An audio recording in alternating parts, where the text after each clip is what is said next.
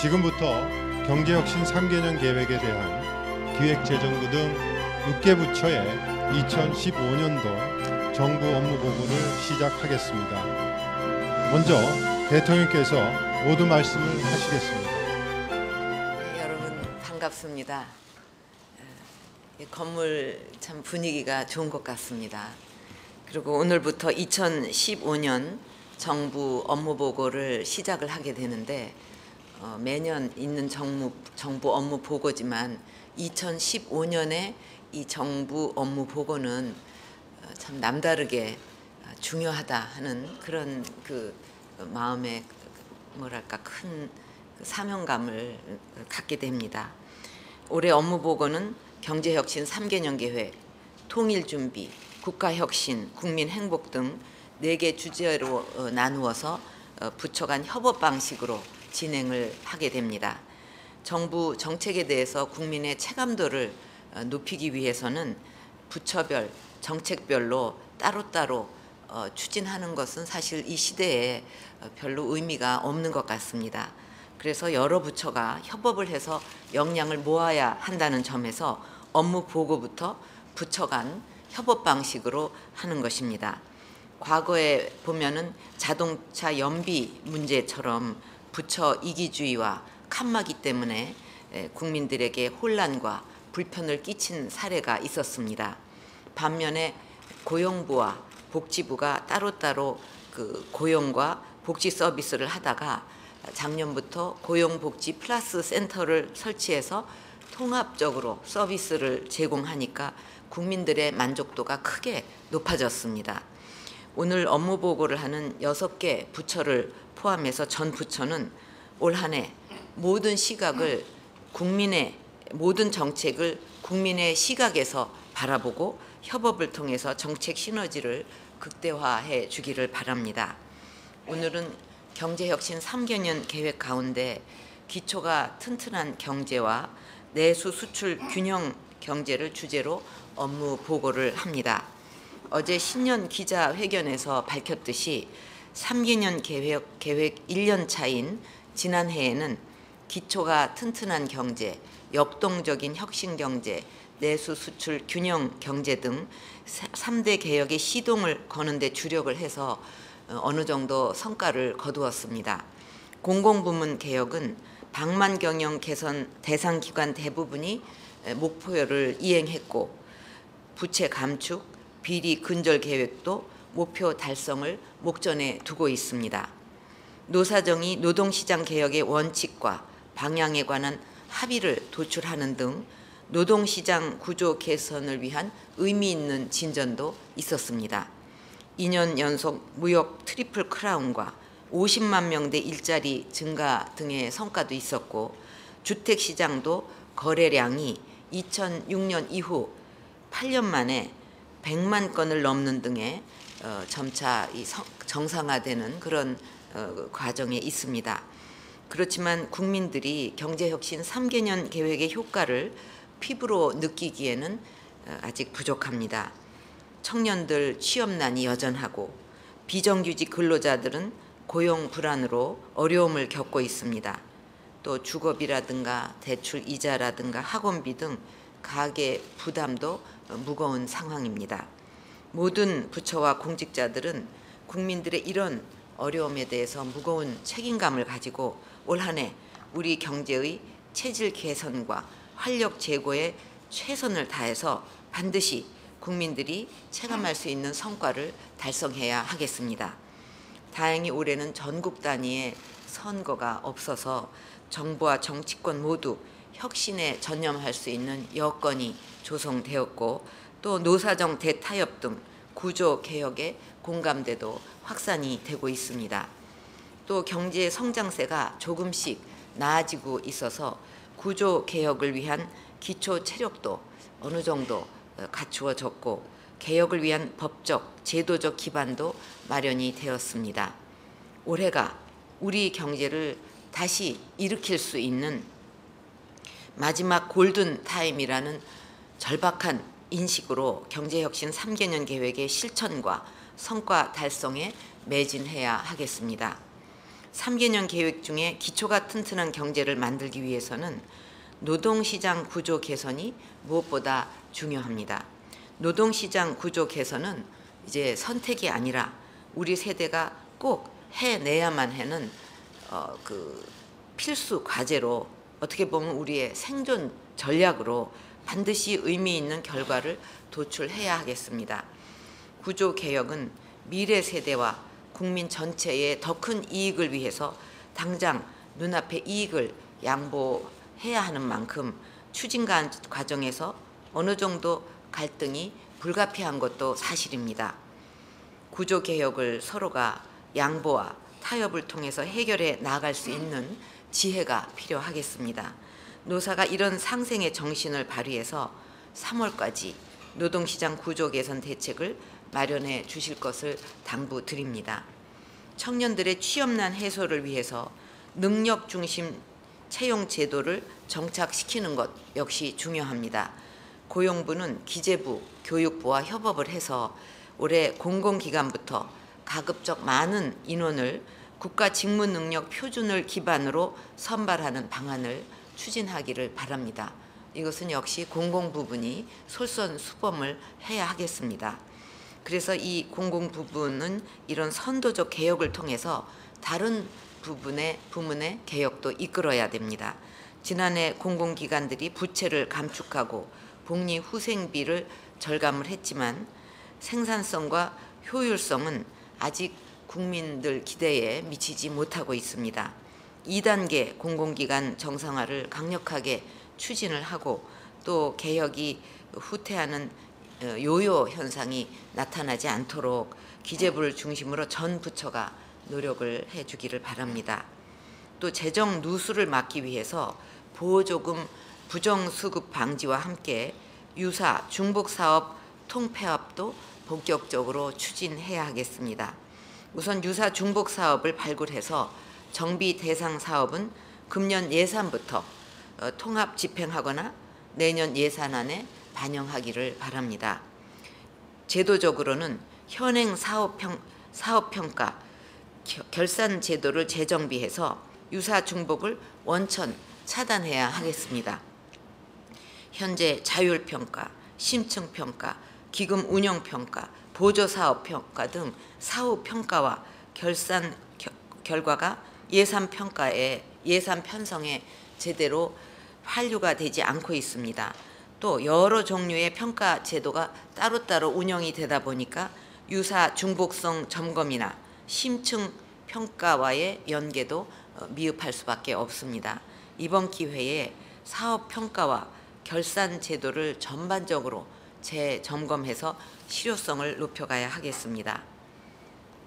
금융 부분에서는 보신주의 행태와 신산업 출현을 가로막는 낡은 관행과 규제 체계를 걷어내는 해가 돼야 하겠습니다. 그동안 기술금융, 창조금융 인프라를 정비해 왔지만 아직 만족하기에는 이릅니다. 창조금융이 금융 현장에 확고하게 뿌리를 내려서 실물 부분의 일자리 창출과 창업을 촉진할 수 있도록 금융당국과 금융기관이 더욱 능동적으로 나서야 하겠습니다. 우리나라의 IT 기술 또 인프라는 세계 최고 수준이지만 금융산업은 글로벌 핀테크 경쟁에 뒤처지고 있습니다. IT와 금융의 융합을 가로막는 낡은 규제를 과감하게 혁파를 해서 금융산업을 창의적이고 혁신적인 신산업 성장으로 육성을 해야 하겠습니다. 기초가 튼튼한 경제를 위해서는 대중소기업 상생을 통한 시장경제 원칙 확립도 중요합니다. 공정거래위원회를 중심으로 시장 감시를 강화해서 시장경제 원칙을 확립해야 합니다. 대중소기업 간 상생 협력도 부처 간 협업을 통해서 더욱 내실 있게 추진해야 하겠습니다. 특히 더욱 많은 중소기업들이 글로벌 전문 기업으로 성장할 수 있도록 노력을 해야 할 것입니다. 내수, 수출 균형 경제를 위해서는 규제 개혁을 통한 투자를 확대하는 것이 효과적이겠습니다.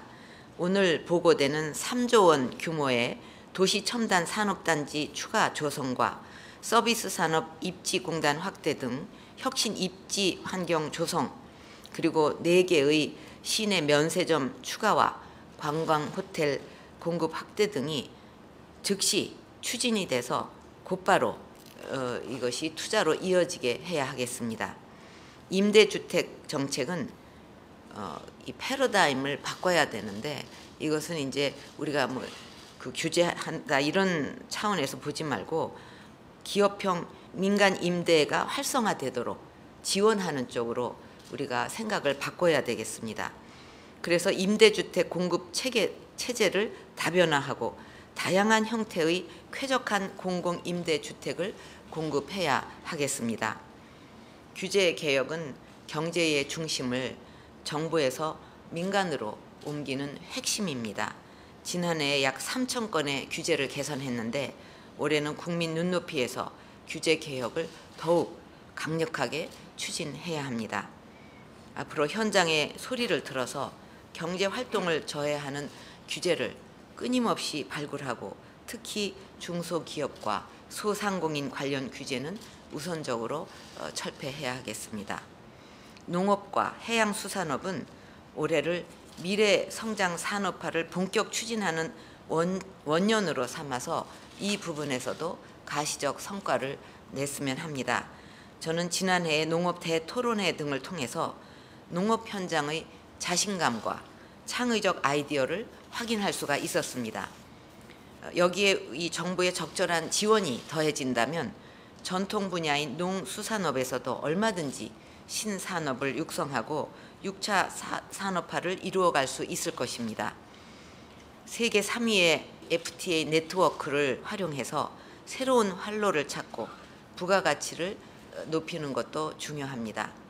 FTA가 농업에 기회를 줄 수 있고, 또 그것이 실제적으로 인식이 될 수 있도록 지난해 우리가 쌀 관세화 과정에서도 농민들을 설득했던 그런 노력을 농식품부를 중심으로 해서 범부처적으로 협업해서 계속하기를 바랍니다. 아울러 구제역, 쌀 관세화 등의 현안에 대해서도 국민들이 걱정하시지 않도록 적극 대응하기를 바랍니다. 잘 아시다시피 경제혁신 3개년 계획은 지난해 G20 정상회의에서 가장 우수한 성장 전략으로 평가를 받았습니다. 그것은 세계가 우리의 계획을 주목하고 있고 그 가능성을 인정하고 있다는 것입니다. 이제 우리가 해야 할 일은 3개년 계획을 차질 없이 이행을 해서 성과도 1위로 만들어내는 것입니다. 여러분이 3개년 계획의 성공을 위해 사명감을 가지고 일할 때 국민들께 약속드린 희망의 새 시대가 열린다는 점을 명심하고, 또 이 3개년 계획에 우리 대한민국의 30년이 달려있다는 것을 우리가 항상 마음에 새기고 올 한 해 혼신의 힘을 다해 주시기를 바랍니다. 감사합니다. 대통령님 감사합니다. 다음으로 업무보고를 진행하겠습니다. 먼저 부총리께서 경제혁신 3개년 계획 추진 성과와 2015년 추진 방향에 대해 보고 드리겠습니다. 예, 부총리 겸 기획재정부 장관입니다. 먼저 업무 보고를 받으시기 위해서 최종 청사를 방문해 주신 대통령님께 감사를 드리면서 보고를 시작하겠습니다. 오늘은 경제혁신 3개년 계획의 3대 추진 전략 중에서 기초가 튼튼한 경제와 또 내수 수출 균형 경제를 중심으로 보고를 드리도록 하겠습니다. 이 보고 드릴 순서는 그간의 추진 경과, 지난해의 주요 성과 평가, 그리고 금년도 추진 방향순입니다. 정부는 경제 제도약과 국민 행복을 위한 경제혁신 3개년 계획을 차근차근 실천해 왔습니다. 지난해 발표한 경제혁신 3개년 계획은 잘 아시는 대로 기초가 튼튼한 경제, 역동적 혁신 경제, 내수 수출 균형 경제의 3대 추진 전략을 통해서 잠재 성장률을 4%로 끌어올리고 고용률을 70% 달성하고 1인당 국민소득 4만 불이라는 지향점을 제시를 한 바가 있고, 또 저희 2기 경제팀은 전 부처 협업을 통해서 이를 강도 높게 실천해 왔습니다. 그 결과 혁신의 이 성과가 조금씩 나타나고 있습니다. 우선 공공부문과 노동시장 계획의 기반을 마련하였습니다. 공공기관 부채를 총 24조 원 감축을 하였고, 지난 12월 역사적인 노사정 합의를 통해서 노동시장 개혁의 동력을 확보했습니다.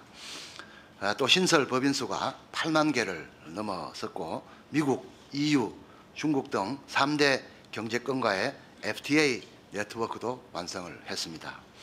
주택 거래량은 2006년 이후 최대인 100만 5천 건, 또 취업자 증가는 2002년 이후 최대인 53만 명을 기록하는 등 내수 회복의 기대감이 달아나고 있습니다. 하지만은 국가 채무, 여성 일자리 창출 등이 목표 대비 다소 미진하며, 벤처 투자 정책 펀드는 조성과 투자 간 시차 등으로 인해서 실제 투자는 다소 미흡한 그런 상황입니다. 경제 활력 제고를 위해서는 경제 혁신이 반드시 필요합니다. 우리 경제가 점차 나아지고 있다고는 하나, 인력, 금융 부분의 이 구조적 문제가 경제 활력 회복을 저해하고 있습니다. 따라서 2015년은 경제 활력 회복을 위해서도 놓쳐서는 안 되는 구조개혁의 골든타임입니다. 중국, 일본 등도 경쟁적으로 개혁을 추진하고 있어서 우리에게도 경제혁신은 시대의 소명이자 선택지가 없는 외나무 다리입니다. 2015년은 경제혁신 3개년 계획을 본격화하는 한 해로 만들도록 하겠습니다. 노동시장 개혁을 위하여 3월까지 사회적 대타협을 이루내도록 최선을 다하겠습니다. 더불어 원청과 하청 간, 또 노사 간 상생 문화를 확산을 하고, 예술인과 같은 실업급여 사각지대 해소, 출퇴근의 대해보상 포함 등 사회 안전망도 확충하겠습니다. 금융과 IT 융합을 위해 공인인증서 등의 사전 규제 폐지를 은행, 정권까지 확대하겠습니다. 기술금융 확산을 위해 올해 20조 원 이상 투자를 공급을 하고, 또 2단계 금융개혁 방안도 상반기 중 마련해서 추진토록 하겠습니다. 공공부문에서는 공사채 총량제 도입 확대 등을 통해서 부채 감축 노력을 제도화하도록 하겠습니다. 성과 연봉제 적용 확대, 임금 피크제 활성화 등 노동시장 개혁에 공공부문이 솔선수범하도록 하겠습니다. 유사 중복 사업의 통폐합 600건 목표를 당초에는 2017년까지로 되어 있었습니다만은 2016년으로 1년 앞당겨 달성을 해서 재정 효율을 달성을 하겠습니다. 계약학과를 2014년 52개에서 70개로 확대하는 등 현장에서 필요한 인재를 양성하겠습니다. 시장경제 질서 확립을 위해 하도급 대금 지급 관행 조사를 TV, 홈쇼핑 등으로 확대하고, 또 못 받아서 못 주는 이런 순차적 대금 미지급 문제 해소를 위해서 1, 2차 협력업체를 조사한 다음에 혐의 발견 시에는 바로 상위 업체에 조사를 하는 등의 새로운 방식을 도입을 하도록 하겠습니다. 중소기업 차별 관행 조사도 모바일 플랫폼 분야, 지방 공기업으로 확대하는 한편 온라인 익명 제보 시스템을 도입하는 등 보복 우려가 없는 신고 여건을 조성하겠습니다. 이와 같은 핵심 분야 구조개혁과 시장경제 질서 확립을 통해 기초가 튼튼한 경제를 만들도록 하겠습니다. 규제개혁과 투자 확대를 추진을 하겠습니다. 규제 비용 총량제를 전면 시행하고 규제 개선 대상을 지자체까지 확대하겠습니다. 투자 확대를 위해 1월부터 수요기업 발굴 등 30조 원 규모의 기업 투자 촉진 프로그램을 본격적으로 가동을 시키겠습니다. 또한 기업 입지 환경을 획기적으로 개선을 하겠습니다. 노후 산단 리모델링 대상 단지를 현재 9개에서 20개로 대폭 확대를 하고, 총 3조 원 규모의 6개 도시 첨단 산업단지를 추가 조성을 하겠습니다. 공공과 민간이 함께하는 구도심의 공공청사 등도 개발해서 입지 여건을 개선하겠습니다. 유망 서비스업과 농수산업을 미래 성장 산업으로 육성하겠습니다. 서비스 산업 육성을 위해 4개 면세점을 선정을 하고 2개 내외의 글로벌 복합 리조트 유치와 함께 2017년까지 호텔 7,000실, 크루즈 전용 부두 10선석 설치 등 관광 인프라를 대폭 확충을 하겠습니다. 외국인 투자 지분 제한 완화 등을 통해서 항공 정비 MRO 산업을 육성을 하고 위안화 금융 중심지 구축 로드맵 마련 등도 추진을 하겠습니다. 농수산업을 6차 산업화 등 고부가가치 산업으로 육성을 하고 FTA 활용 차원에서 대기업과 연계한 판로 수출 지원도 강화토록 하겠습니다.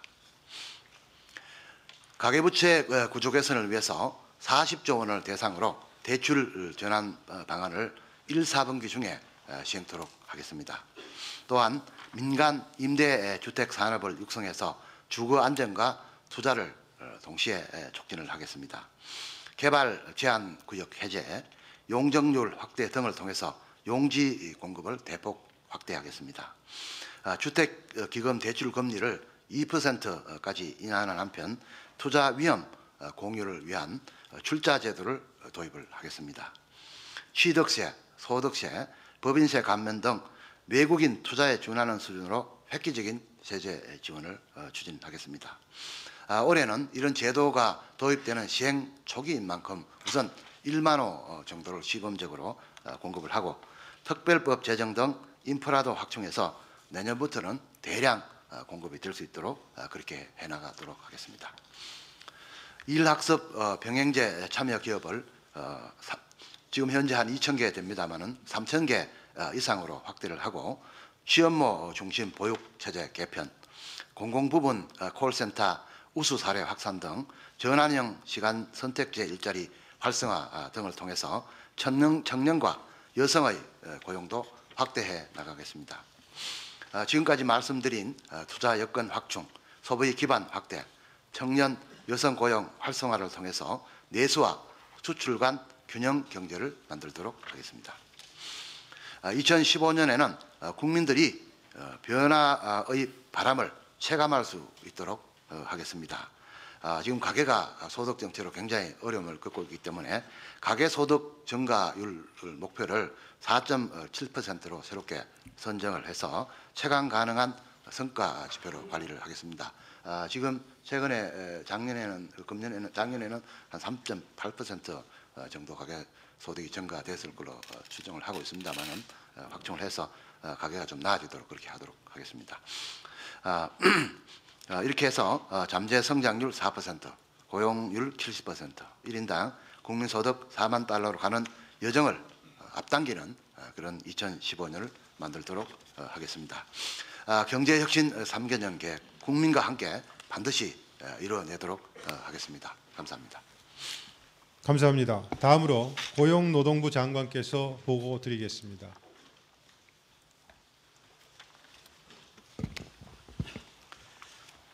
일자리 창출을 위한 노동시장 구조 개선에 대해 보고드리겠습니다.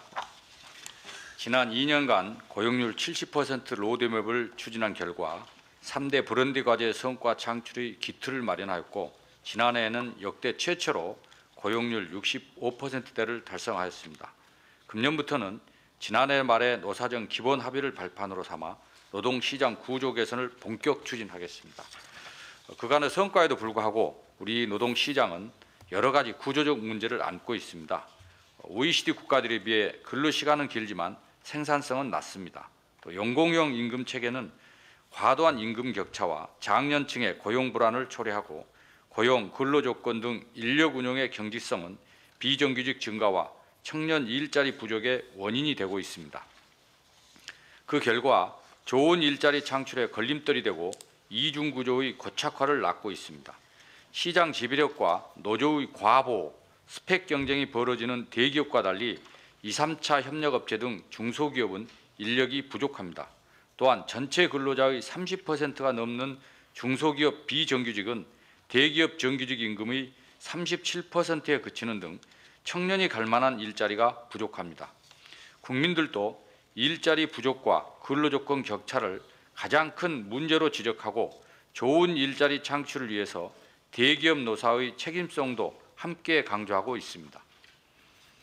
국민들은 인사관리 혁신과 산업 경쟁력 강화를 통해 효율적으로 일하고 높은 성과를 내는 일터, 능력과 성과에 따라 공정한 기회와 보상이 주어지는 일터로 변화되기를 소망하고 있습니다. 따라서 국민의 일자리 행복을 위해 절실한 노동시장 구조 개선을 다음의 4가지 룰에 입각해서 확고히 추진하겠습니다. 첫째, 인적 자원 활용에 있어 능력과 성과가 중시되도록 하여 정규직 채용이 확산되도록 하겠습니다. 우선 정년 60세 시행 전에 임금 피크제를 공공부문부터 적극 도입하고 민간 부분으로 확산시키겠습니다. 중장기적으로는 직무 성과 중심의 임금 체계 개편을 본격화해 우수 모델을 창출 확산하겠습니다. 장시간 근로 관행을 개선하기 위해 근로시간 총량을 단계적으로 감축하되 재량 근로, 탄력 근로 등 근로시간 유연화도 함께 추진하겠습니다. 고용 관행의 합리화를 위해 NCS 기반으로 공공부문부터 능력 중심 채용 시스템을 구축하겠습니다. 또한 해고 기준과 절차를 명확히 하는 등 근로계약의 예측 가능성을 높이겠습니다. 기업 내 핵심 규범인 취업규칙은 변경 기준과 절차를 합리화하여 환경 변화에 노사가 발빠르게 대응할 수 있도록 하겠습니다. 둘째, 비정규직이 차별받지 않도록 하고 그 비중도 줄여나가도록 하겠습니다. 선진국은 유연화 차원에서 비정규직을 활용하는 반면 우리나라는 유연성 외에 비용 절감 차원에서도 활용하여 비정규직 비중이 높은 실정입니다. 앞으로는 비용 절감 차원의 남용은 확실히 근절시켜 나가겠습니다. 이를 위해 우선 박근혜 정부에서 도입한 차별시정 명령의 효력 확장, 고의 반복적 차별에 대한 징벌적 배상 제도가 현장에서 확실히 작동되도록 하고 공통복리후생만큼은 비록 비교 대상이 없어도 보장되도록 하는 등 차별을 용납하지 않겠습니다. 또한 정규직 전환 지원, 본인 희망 시 기간 연장을 허용하되 정규직 전환을 하지 않을 경우 이직수당 지급, 쪼개기 계약 근절, 3개월 이상 근무 시 퇴직금을 지급토록 하는 등 남용을 확실히 방지하면서도 고용 안정을 동시에 도모하겠습니다.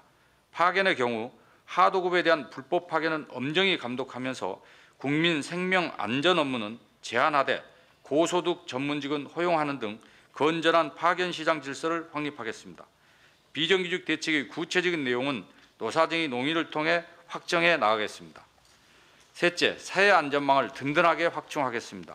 고용보험과 산재보험이 사회 안전망으로 확실하게 작동되도록 올해 혁신적으로 개편해 나가겠습니다. 저임금 근로자, 예술인 등 고용보험 사각지대도 해소하고 출퇴근 재해 등 산재보험 보장 범위도 확대하겠습니다.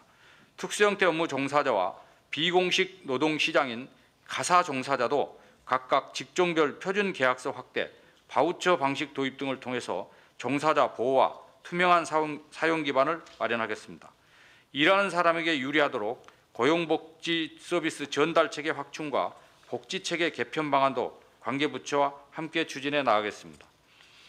넷째, 노사 및 대중소기업 간 상생과 협력에 기반한 지속가능한 성장을 이루어 나가겠습니다. 원하청 간 공정거래 질서와 성과 공유 확산을 통해 2, 3차 협력업체의 근로조건을 향상시켜 청년들이 갈만한 일자리 창출로 이어지도록 하겠습니다. 세제, 조달 제도 개선 등을 통해 원청의 하청 기업에 대한 투자 지원을 촉진할 수 있는 방안을 모색하고 파견과 도급 기준을 개선해서 원청의 완전 보건 역할 확대 등 사내 하도급 사용 질서를 개선하겠습니다. 또한 청년 인재의 장기 근속 지원 등 중소기업 고용 환경도 개선하겠습니다.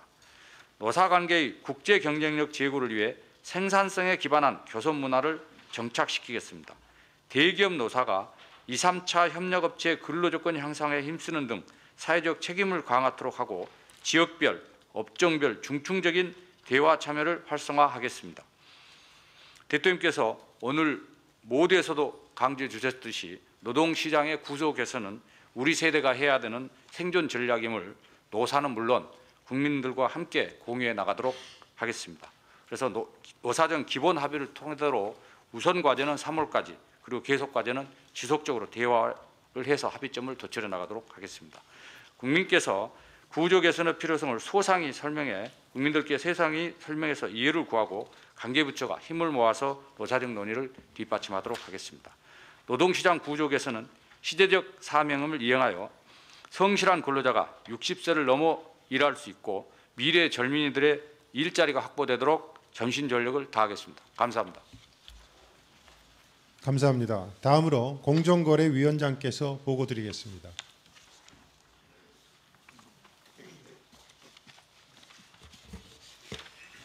공정거래위원장입니다.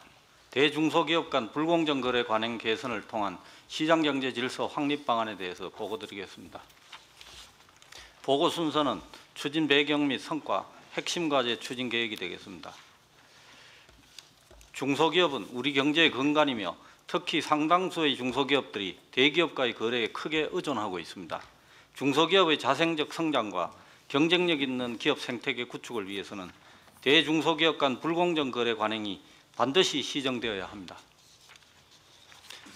공정거래위원회는 지난 2년간 불공정 거래 관행 개선을 위해 적극 노력해 왔습니다. 그 결과 불공정 거래를 경험한 중소기업의 수가 평균 30-40% 감소하고 대리점 분야 거래 관행이 크게 개선되는 등 긍정적인 시장 변화가 나타나기 시작했습니다. 그러나 현장의 고질적 불공정 거래 관행은 아직 남아 있으며 현장 체감도도 미흡합니다. 우선 하도급 유통 등 대중소기업 간 거래에서 불공정 행위가 여전하고 중소기업에 대한 부당한 차별과 배제도 지속되고 있습니다.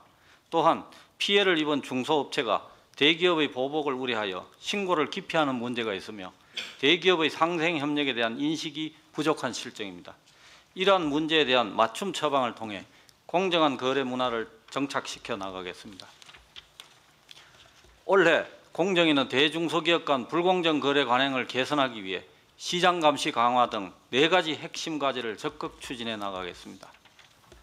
첫 번째 핵심 과제는 불공정 거래 빈발 분야에 대한 시장 감시 강화입니다. 먼저 원활한 하도급 대금 지급 관행을 정착시키겠습니다. 우선 건설, 의류, 기계 등 대금 지급 관련 민원이 빈발하는 업종을 중심으로 순차적 대금 미지급 문제 해소를 위해 1, 2차 협력업체를 우선 조사하고 윗단계 혐의 발견 시 상위업체에 대한 점검을 병행하는 한편 현금성 결제 비율을 높이도록 지속적으로 유도하겠습니다. 또한 공공부문부터 공정한 대금 지급이 이루어지도록 정부 계약 관리 시스템인 하도급 지킴이 사용을 활성화하겠습니다. 다음으로 유통, 가맹, 대리점 분야의 불공정 관행을 건절하겠습니다. 우선 정부 합동 TF를 통해 TV 홈쇼핑 분야를 집중 점검하고 대형 마트, 백화점 등에 뿌리 박힌 불공정 관행을 개선하겠습니다. 아울러 가맹 대리점 분야에 남아있는 판촉비 전가 등의 문제에 대해서도 관심을 갖고 시정해 나가겠습니다. 두 번째 핵심 과제는 중소기업에 대한 부당한 차별 배제 시정입니다. 먼저 대기업 계열사 간 부당한 일감 몰아주기 등으로 중소기업 진입 기회가 차단되는 문제점 해소를 위해 공시 점검을 강화하고 계열사 간 내부 거래 실태도 주기적으로 점검하겠습니다. 또한 대기업이 독점력 남용이나 기술 유용 등을 통해 중소기업 시장을 잠식하지 못하도록 ICT 분야에서 감시를 강화하고 관계 부처 간 정보 공유를 통해 중소기업 기술 보호의 실효성을 높이겠습니다. 아울러 공기업의 불공정 행위를 시정하기 위해 공기업 조사 대상을 지방 공기업 등으로 확대하고 부처 간 협업을 통해 불합리한 제도나 관행을 적극 개선하겠습니다. 세 번째 핵심 과제는 불공정 행위 신고, 제보 및 현장 점검의 실효성 제고입니다.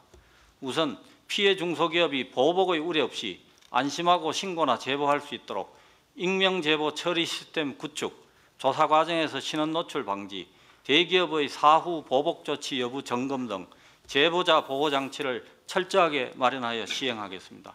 또한 신규 도입 제도의 작동 실태에 대한 현장 점검과 관련 금년부터 상반기에는 현장 방문 점검을, 하반기에는 체감도 지표 위주로 조사하여 시장 체감도를 높여나가겠습니다. 마지막 네 번째 핵심 과제는 자율 개선 및 상생 협력 확산입니다. 이 과제는 공정위, 산업부, 중기청 간 유기적 협업을 통해 추진하겠습니다. 우선 공정거래 협약 확산, 자진시정 인센티브 확대, 분쟁 조정 활성화를 통해 대기업이 자율적으로 불공정 관행을 개선해 나가도록 유도하겠습니다. 또한 상생 결제 시스템 도입, 동반 성장 플랫폼 확산 등을 통해 건강한 동반 성장 생태계를 조성하겠습니다. 끝으로 대중소기업 해외 동반 진출을 활성화하고 R&D 자금과 판로에 대한 지원 규모를 확대하는 등 상생 협력 지원 시책도 착실하게 추진하겠습니다. 공정거래위원회와 관계부처는 올 한 해 앞서 보고드린 4대 핵심 과제를 차질 없이 추진하여 중소기업인들이 거래 관행 개선의 성과를 체감하는 원년으로 만들겠습니다. 감사합니다. 감사합니다. 다음으로 국토교통부 장관께서 보고드리겠습니다.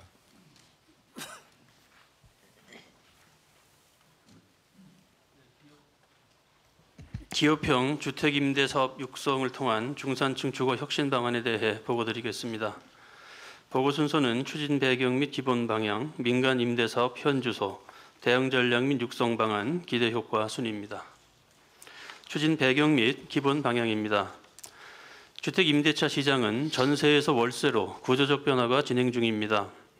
이에 따라 전세 공급은 감소하고 월세가 증가하고 있으며 전세값이 집값의 70% 수준에 육박하는 등 국민들의 주거비 부담이 늘어나고 있습니다. 특히 중산층은 주거지원 사각지대에 놓여 있습니다.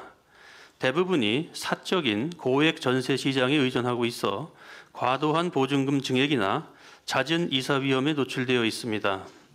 또한 민간 임대 사업자는 영세하고 서비스도 초기 단계에 머물러 있는 상황입니다. 따라서 중산층이 장기간 안심하고 거주할 수 있는 새로운 주거 혁신 방안을 마련할 필요가 있습니다. 먼저 서민층을 위해서는 공공임대주택 재고를 지속적으로 확충하겠습니다. 2017년까지 당초 계획대로 연간 11만 호를 차질 없이 공급하되 금년에는 1만 호를 늘려 총 12만 호를 공급하겠습니다. 중산층을 위해서는 그동안 부진했던 민간 임대주택 공급 확대를 적극 유도하겠습니다. 특히 기업형 주택 임대 사업을 획기적으로 육성하여 민간 임대 정책에 새로운 전기를 마련하겠습니다. 이는 2015년 경제정책 방향의 6대 중점 과제 중의 하나이기도 합니다. 앞으로 이를 중산층 주거 혁신, 뉴스테이 정책으로 브랜딩하여 새로운 개념의 주거 형태로 시장에 안착시켜 나가겠습니다. 우리의 민간 임대 사업 현 주소입니다. 민간 임대 사업은 과도한 규제가 적용되고 있는 반면 임대 사업자에 대한 인센티브는 미미한 실정이고 임대주택을 지을 땅조차 부족한 상황입니다. 또한 임대주택 운영과 관리에 애로가 있고 이사 등 다양한 주거 서비스 제공도 어려운 상황입니다. 이에 따라 민간 주택 임대 사업은 연 3%에 못 미치는 낮은 수익률을 보이고 있어 중대형 건설사들의 참여가 저조한 실정입니다. 이에 대한 대응 전략 및 육성 방안입니다. 임대주택 정책의 패러다임을 규제에서 지원으로 전면 개편하겠습니다. 이를 위해 규제는 최소화하고 혜택은 공공임대주택 수준으로 최대화하며 기업의 사업 리스크는 공공과 분담토록 하겠습니다. 먼저 임대주택 틀을 전면 개편하여 규제를 최소화하겠습니다. 임대 의무 기간과 인상률 제한 등 최소한의 규제만 남기고 임차인 자격, 초기 임대료 제한 등 나머지 규제는 모두 폐지하겠습니다. 또한 기업형 임대 사업자의 업무 영역을 확대하여 이사, 세탁 등 토탈 주거 서비스를 제공할 수 있도록 하겠습니다. 택지는 전체 주택 건설 비용의 60% 가까이를 차지하며 유리한 입지와 가격 경쟁력을 확보하는 것이 사업의 성공을 결정하는 중요한 요소입니다. 임대 사업자가 경쟁력 있는 택지를 확보할 수 있도록 국공유지를 우선적으로 지원하고 민간 보유 택지와 LH 보유 부지도 적극 활용하는 한편 할인 매각, 무이자 할부 등을 통해 실질적인 공급 가격 인하도 유도하겠습니다. 특히 기업형 임대주택 공급 촉진 지구를 새롭게 도입하여 인허가 기간을 대폭 단축하고 용적률을 완화하는 등 인센티브도 확대하겠습니다. 임대사업자의 부담 완화를 위해 취득세 감면 대상과 폭등을 확대하겠습니다. 또한 토지 보유자의 임대주택 투자를 유도하기 위해 양도소득세를 감면하고 장기간 임대하는 경우 인센티브도 늘리도록 하겠습니다. 주택기금 융자지원 대상을 8호제곱미터 초과주택으로 확대하고 임대기간이 길수록 금리도 추가 인하하겠습니다. 또한 기금의 출자 지원도 기업형 민간임대 리츠로 단일화하여 집중 지원하고 기금 출자 한도액도 올리도록 하겠습니다. 아울러 LH에서 임대 의무 기간이 종료된 주택에 대해 매입을 확약하고 임대 기간 중 지분 매각도 허용하는 등 기관 투자자의 출구 전략도 지원하도록 하겠습니다. 규제 완화와 절차 간소화 등을 담은 민간 임대주택 사업 육성 특별법을 빠른 시일 내에 제정하겠습니다. 특별법 제정 전에도 하위 법령을 개정하여 택지, 기금 등은 즉시 지원하겠으며 이 경우 임대주택 리츠 등을 통해 금년 중에는 1만 호 내외를 공급할 수 있게 됩니다. 주택 임대 관리업을 육성하기 위해 LH 임대주택 관리 업무를 순차적으로 민간에 개방하겠으며 기업형 임대사업자에게 통매각을 허용하여 임대사업자가 원하는 주문형 단지 건설도 유도하겠습니다. 또한 국토부에 기업형 임대지원센터를 설치하여 택지 확보, 자금 지원 등을 원스톱으로 지원하겠습니다.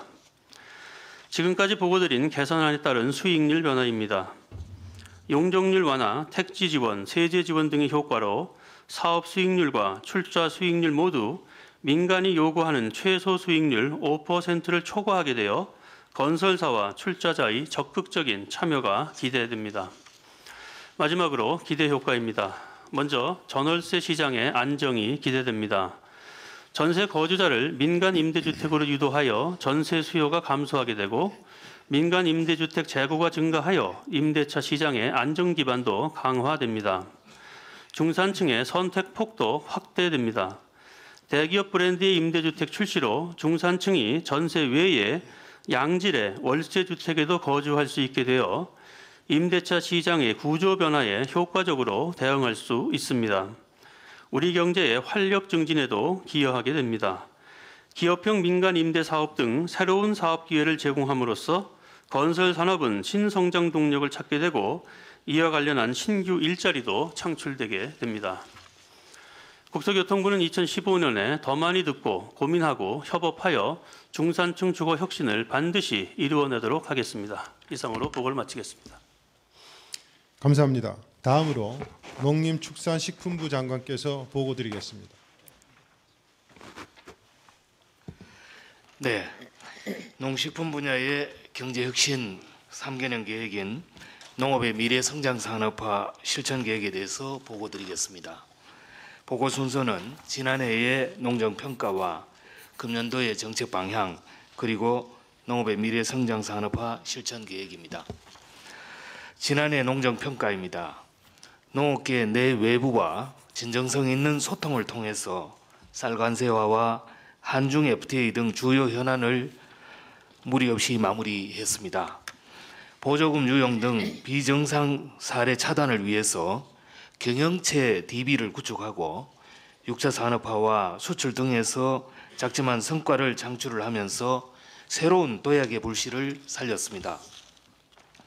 올해 농정 방향입니다. 우리 농업이 전면적인 개방화 체제에 편입되어서 많은 분들이 걱정을 하고 있지만은 ICT 기술의 발전과 농업의 새로운 가치 발견 등으로 우리 농업에는 가능성과 희망이 있습니다. 금년에는 경제혁신 3개년 계획의 실천에 모든 역량을 집중함으로써 위기를 기회로 만들겠습니다. 농업의 미래 성장 산업화를 위한 5대 실천 과제 중 먼저 6차 산업화로 일자리와 부가가치를 창출하겠습니다.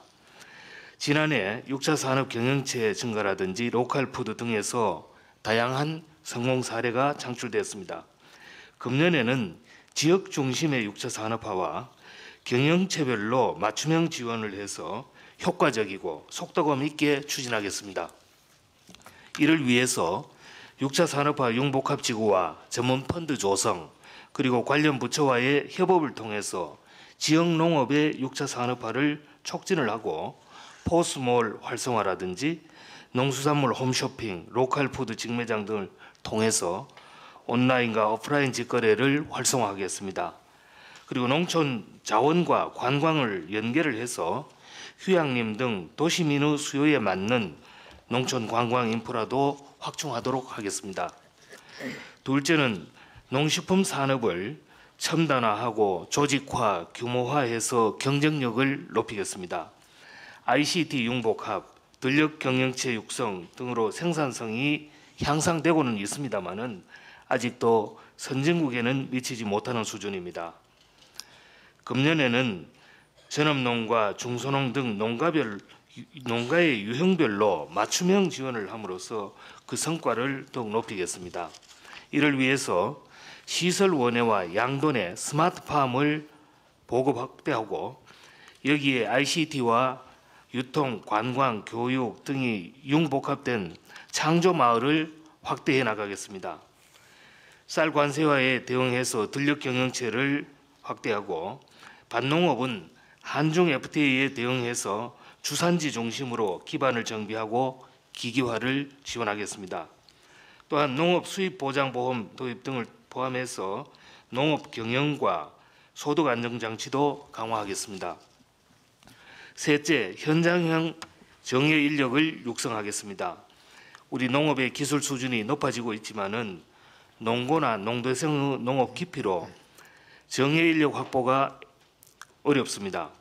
금년에는 첨단 기술을 활용할 수 있는 현장 중심의 전문 인력 양성과 창의적 인재의 창업 지원에 박차를 가하겠습니다. 이를 위해서 농고, 농대의 직업 전문 학교 기능을 강화하고 스마트폰 등을 활용해서 현장 에러를 실시간으로 해결하는 시스템도 도입하겠습니다. 젊은이들의 창업 촉진을 위해서 임대농지 등을 우선 지원하고 선도농과 마이스터 등을 활용한 도제식 교육을 활성화하는 한편 농업 분야에도 벤처 생태계를 활성화하겠습니다. 수급 전망에 근거한 체계적인 농업 인력 육성 방안을 마련하고 농업 인력 중개센터를 활용해서 노동력의 미스매치 문제를 완화하도록 하겠습니다. 넷째는 FTA를 활용해서 농식품 수출을 확대하겠습니다.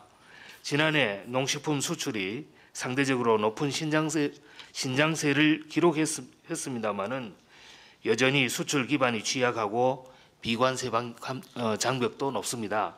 금년에는 우리 농업 분야에서도 확대된 FTA의 성과를 같이 누리기 위해서 농업과 기업의 상생 협력을 강화하겠습니다. 이를 위해서 고품질 프리미엄 농식품을 중심으로 전략 품목을 선정 육성하고 맞춤형 전략으로 FTA 체결국을 적극 공략하겠습니다. 관계부처와 함께 농식품 수출 기업의 현장 애로 사항을 해소 지원하고 할랄 시장 진출 확대라든지 해외 온라인 교두보 구축 등 차별화된 마케팅을 추진하겠습니다. 수출 개척 협의회를 통해서 기업의 유통망을 적극 활용하고 농업과 기업의 상생 협력을 뒷받침하는 제도도 마련하겠습니다. 마지막으로 젊은이들이 찾아오는 행복한 농촌을 만들겠습니다. 농촌의 정주 여건이 많이 개선되고 있으나 도시에 비해서는 열악한 상황입니다. 금년에는 주민 참여와 관계부처 협업을 통해서 농촌을 매력 있는 삶의 공간으로 만들겠습니다. 이를 위해서 기술 지도와 함께 주택, 교육, 일자리 지원 등을 강화해서 젊은 층의 귀농 기촌을 촉진하겠습니다. 또한 주거 취약 지역의 정주 여건을 개선하고 젊은 층에 맞추어서 보육이나 교육, 문화, 복지 서비스의 품질을 높이겠습니다.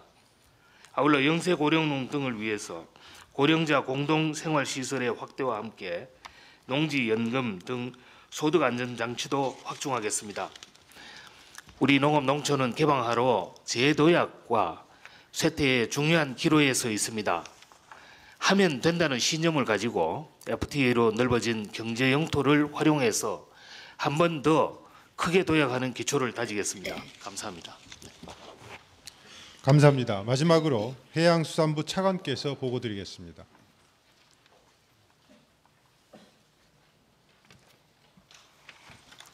전통 해양수산업의 미래 산업화 방안에 대하여 보고드리겠습니다.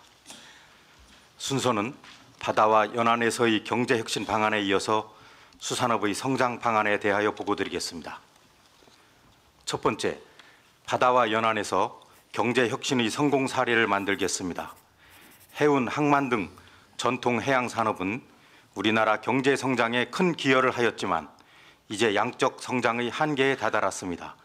이에 소득 4만 불 시대를 맞아 새로운 도약을 해야 할 때입니다. 이를 위해 우선 크루즈와 마리나를 대표 산업으로 육성하겠습니다. 크루즈법 제정에 따라 국적 선사를 본격 육성하고 외국 크루즈의 유치를 확대하는 한편 관련 인프라도 확충해 나가겠습니다. 마리나 산업의 경우 마리나법 개정에 따라 요트 대여업 등 새로운 서비스업의 창업을 촉진하겠습니다.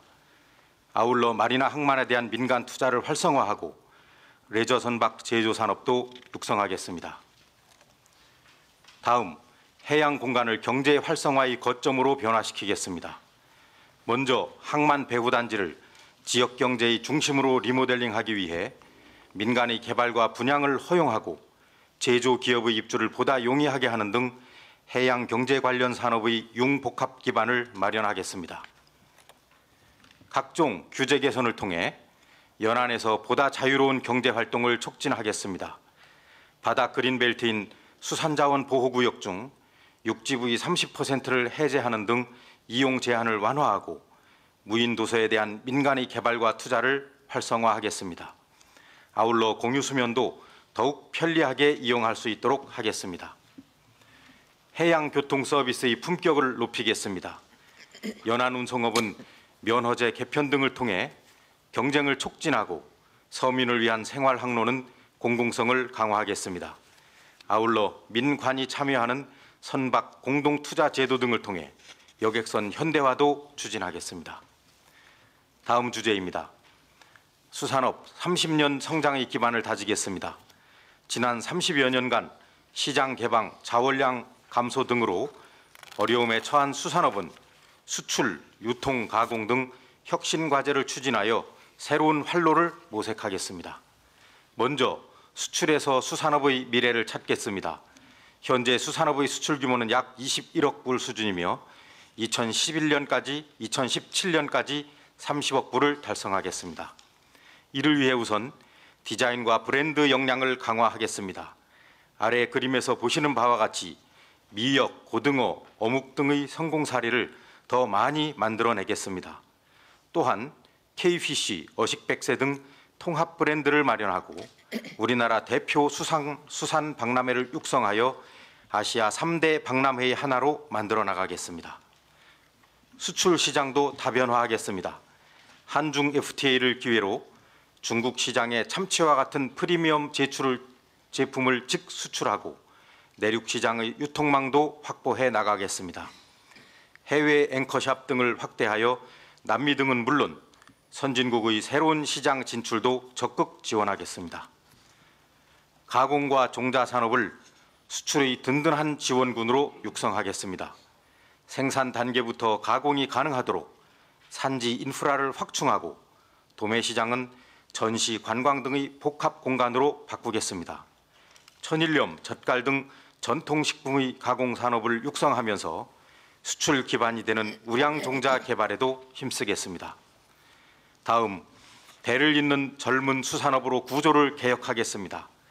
양식 산업은 50년 만에 면허 제도를 개편하고 어촌의 청년 창업을 활성화하기 위한 제도 개선도 추진하는 등 수산업의 진입 장벽을 대폭 낮추겠습니다. 어촌의 경제 구조도 바꾸겠습니다. 화성의 백미리 마을과 같은 성공 사례를 확산시켜 지역마다 명품 어촌을 키워나가겠습니다. 어촌과 어항의 인프라 구축을 위해 재정 투자와 함께 신재생에너지 시설과 같은 민간 개발도 활성화하겠습니다. 그리고 복지부와 협업하여 낙도 어촌의 원격 의료를 추진하는 등 복지망도 확충하겠습니다. 저희 해양수산부 직원과 종사자 모두는 경제의 혁신과 30년의 성장을 바다의 힘으로 이루어내기 위해 최선의 노력을 다할 것을 다짐하면서 이상 보고를 마치겠습니다. 감사합니다. 감사합니다. 이상으로 그 다음으로 들어가기 전에 이제 이 보고가 각 부처별로 끝나지 않았습니까? 그래서 여기에 대해서 좀 그 몇 가지 우리가 좀 의견을 나눠봤으면 하는데, 첫째는 그 고용노동부에서 이제 여성 일자리 창출 그 과제가 목표에 비해서 좀 그 추진이 좀 미진하지 않았습니까? 네. 그 원인이 뭐라고 생각하며 또 어떻게 이것을 목표 달성을 충분히 할 것인가? 왜냐하면 고용률 70%라든가 뭐 이런 여러 가지의 하여튼 다른 이유도 많이 있지만 그 여성이 경제 활동에 마음 놓고 참여할 수 있도록 하는 게 굉장히 중요하거든요. 그래서 그 부분에 대해서 한번 좀. 예, 대통령 말씀 주셨듯이 우리 고용률 70%의 핵심은 여성 고용률을 획기적으로 높이는 데 있고 그것이 국민 행복과 연결된다고 저희들 보고 있습니다. 통계로 보면 작년에 이제 남성 고용률은 0.8% 1년 동안 늘었는데 여성 고용률은 1% 늘었습니다. 그러니까 여성 고용률이 더 앞서서 증가를 하고 있습니다. 그럼에도 불구하고 저희가 목표를 달성하기 어려웠던 부분은 5년 동안 전체 고용률은 5.8%를 늘리는 걸로 했는데 여성 고용률은 획기적으로 도전적으로 8.4%를 늘리는 걸로 목표를 잡았습니다. 그래서 아직까지는 목표에 미흡합니다. 그래서 작년에 두 가지 시간 선택제 활성화랄지 또 보육 체계 강화 등 여성 고용률을 늘리기 위한 두 번의 대책 발표가 있었고 그 부분들이 올해 이제 획기적으로 좀 효과가 나타날 걸로 보고 있습니다. 특히 대통령께서 시간 선택제 활성화 관련해서는 소위 여성들이 갈 수 있는 그 직종 직무를 좀 개발해서 거기에 지금 190만 명 경력 단련 여성들이 좀 채용될 수 있도록 하는 거 하나 하고 금년부터는 기존에 풀타임으로 일하던 여성 근로자들이 육아나 보육을 위해서 이렇게 파트타임으로 전환할 수 있는 체제를 정비해서 전환형으로 가도록 지원 체제를 이렇게 강화할 계획입니다. 그런 부분이 좀 금년에 활성화되면 많이 지원이 될 거로 보고 있고요. 특히 이제 그 육아와 관련해서 이제까지는 1년간 이렇게 그 파트타임으로 쓸 수 있었던 부분을 2년으로 쓸 수 있도록 하고 그 부분에 대해서 이제 기업들에 대해 지원도 좀 활성화하면서 가장 중요한 거는 일과 가정을 양립할 수 있는 문화를 조성하는 게 가장 중요하다고 보고 있습니다. 또한 1년에 한 47만 명 정도가 출산 여성들이 있는데요. 이 리스트를 전부 저희가 받아서 그 기업들에게 출산 휴가뿐만 아니라 육아 휴직 또는 특히 근로시간 단축을 통해서 일과 가정이 양립될 수 있도록 개별 지도를 강화해서 금년은 좀 획기적으로 여성 고용률을 높여줄 수 있도록 그렇게 대책을 강화하도록 하겠습니다. 우리가 이제 보육이나 이런 데 대해서 좀 많이 그 예산을 쓰면서 노력을 기울이고 있지 않습니까? 네네. 이제 그런 정성은 좋은데 그 이제 우리 여성의 입장에서는 그것이 이렇게 쓰였으면 더 효율적일 텐데 뭐 예산을 많이 이렇게 하는 건 좋지만 우리 입장에서는 이렇게 좀 쓰였으면 일가정 양립이라든가 이런 데 더 도움이 될 거다. 그렇게 생각하는 부분이 있을 것 같습니다. 그래서 그것도 좀 그 여성들 현장의 목소리를 많이 들어서 같은 예산을 쓰더라도 기왕이면 그 여성 입장에서 더 그 자신의 어떤 그 성취나 양육을 하는데 도움이 되는 방향으로 해주면 여성들도 더 편하게 그 좀 나설 수 있지 않겠습니까? 그래서 그 조정하는 것도 한번 현장의 목소리를 바탕으로 생각해 보시고요. 네. 또 이제 우리가 시간 선택제를 활성화하기 위해서 이제 여러 가지 정책들을 피면서 노력을 하지만 그게 또 아직도 이게 이제 시작이기 때문에 현장에서 잘 착근을 못하고 그 안 지켜지거나 좀 소홀히 되는 부분이 분명히 있을 겁니다. 그래서 그 부분도 또 잘 그게 뿌리 내리도록 그 체크를 할 필요가 있다고 예, 그렇게 생각합니다. 하겠습니다. 예. 네, 대통령 그 관련해서 예.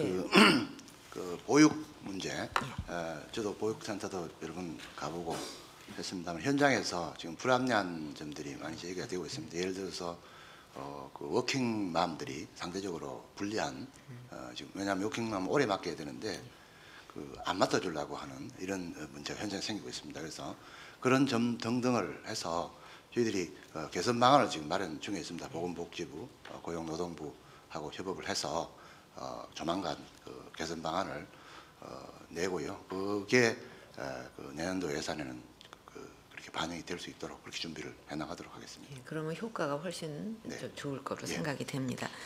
그다음에 이제 이 아까 그 공정거래위에서 불공정 관행 개선을 위해서 여러 가지 계획을 얘기를 하셨는데 이제 그 사실 뭐 보도되는 것도 보면 중소기업의 어려운 사례들 이런 얘기가 많습니다. 아직도.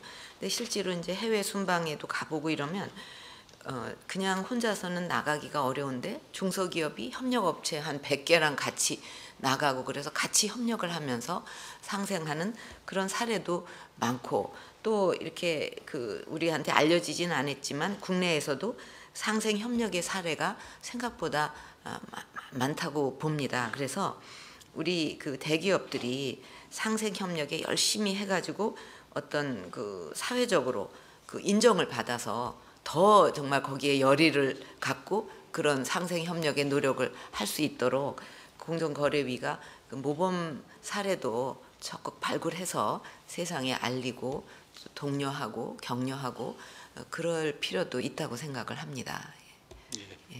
저희가 지금 주로 중기청이나 그 산업부를 중심으로 해가지고 그런 이제 상생협력 해외 나가는 프로젝트를 추진하고 있습니다.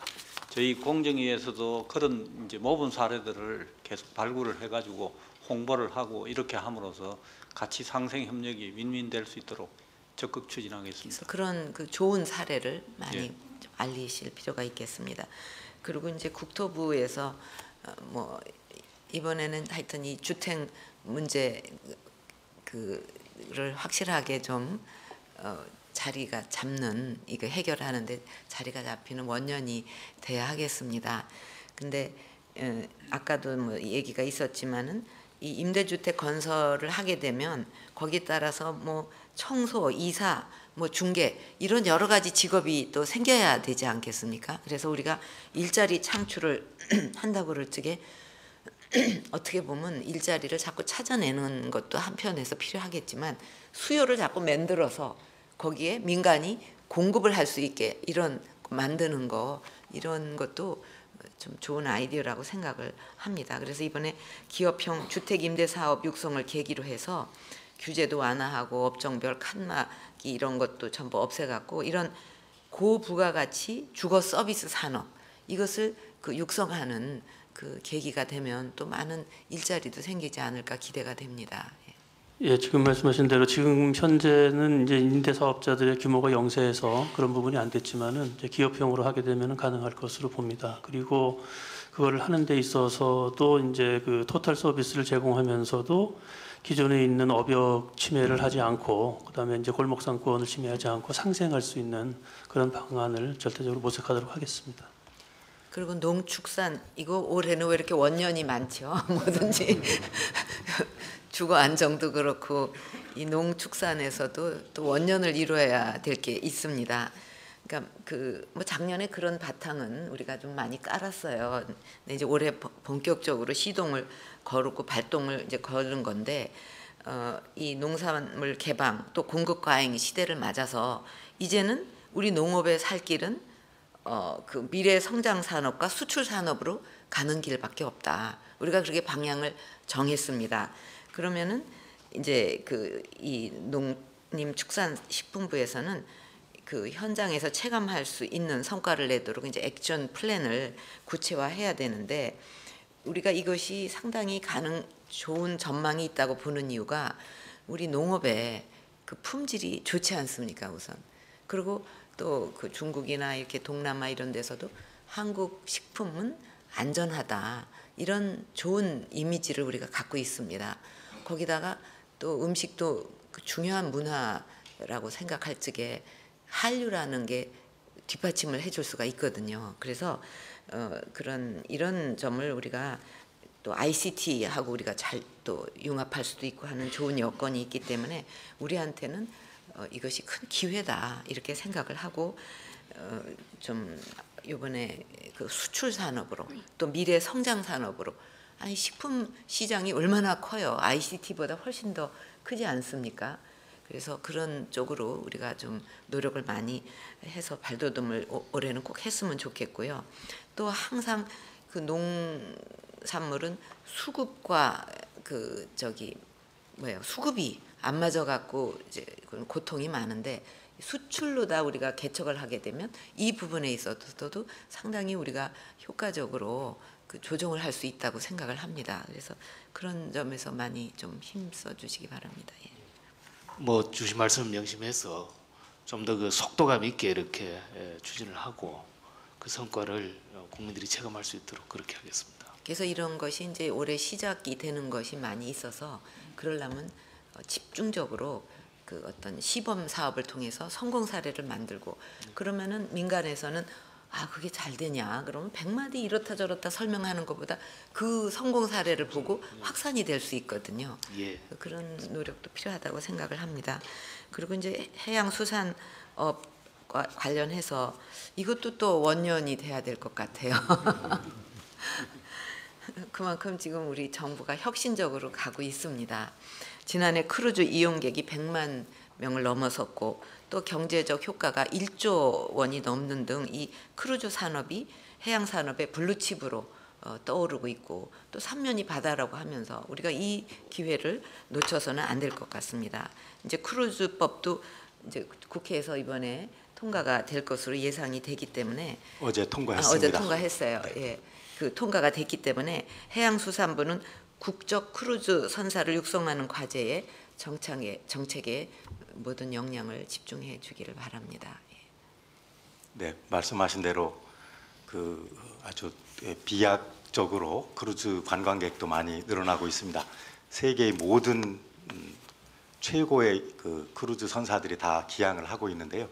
이제 우리나라도 국적 크루즈를 띄울 때가 된 것 같고 또한 크루즈 선사가 우리나라의 항만을 모항으로 하게 되면은 훨씬 부가가치가 배가 되게 돼 있습니다.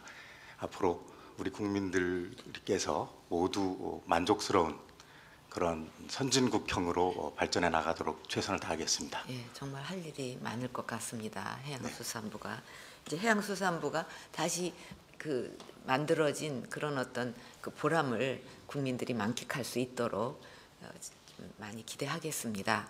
그리고 이제 이거 자꾸 시간이 가기 때문에 사회 보는 분은 이걸 어쩌다 하고 걱정을 하실 건데 우리가 조금 식사를 늦게 하면 되고 또 이건 아주 중요한 오늘 모임이고 우리나라 앞날을 이렇게 좌우지우지할 수 있는 이런 일들이 여기서 논의되기 때문에 조금 길게 얘기를 해도 양해를 하실 수밖에 없습니다.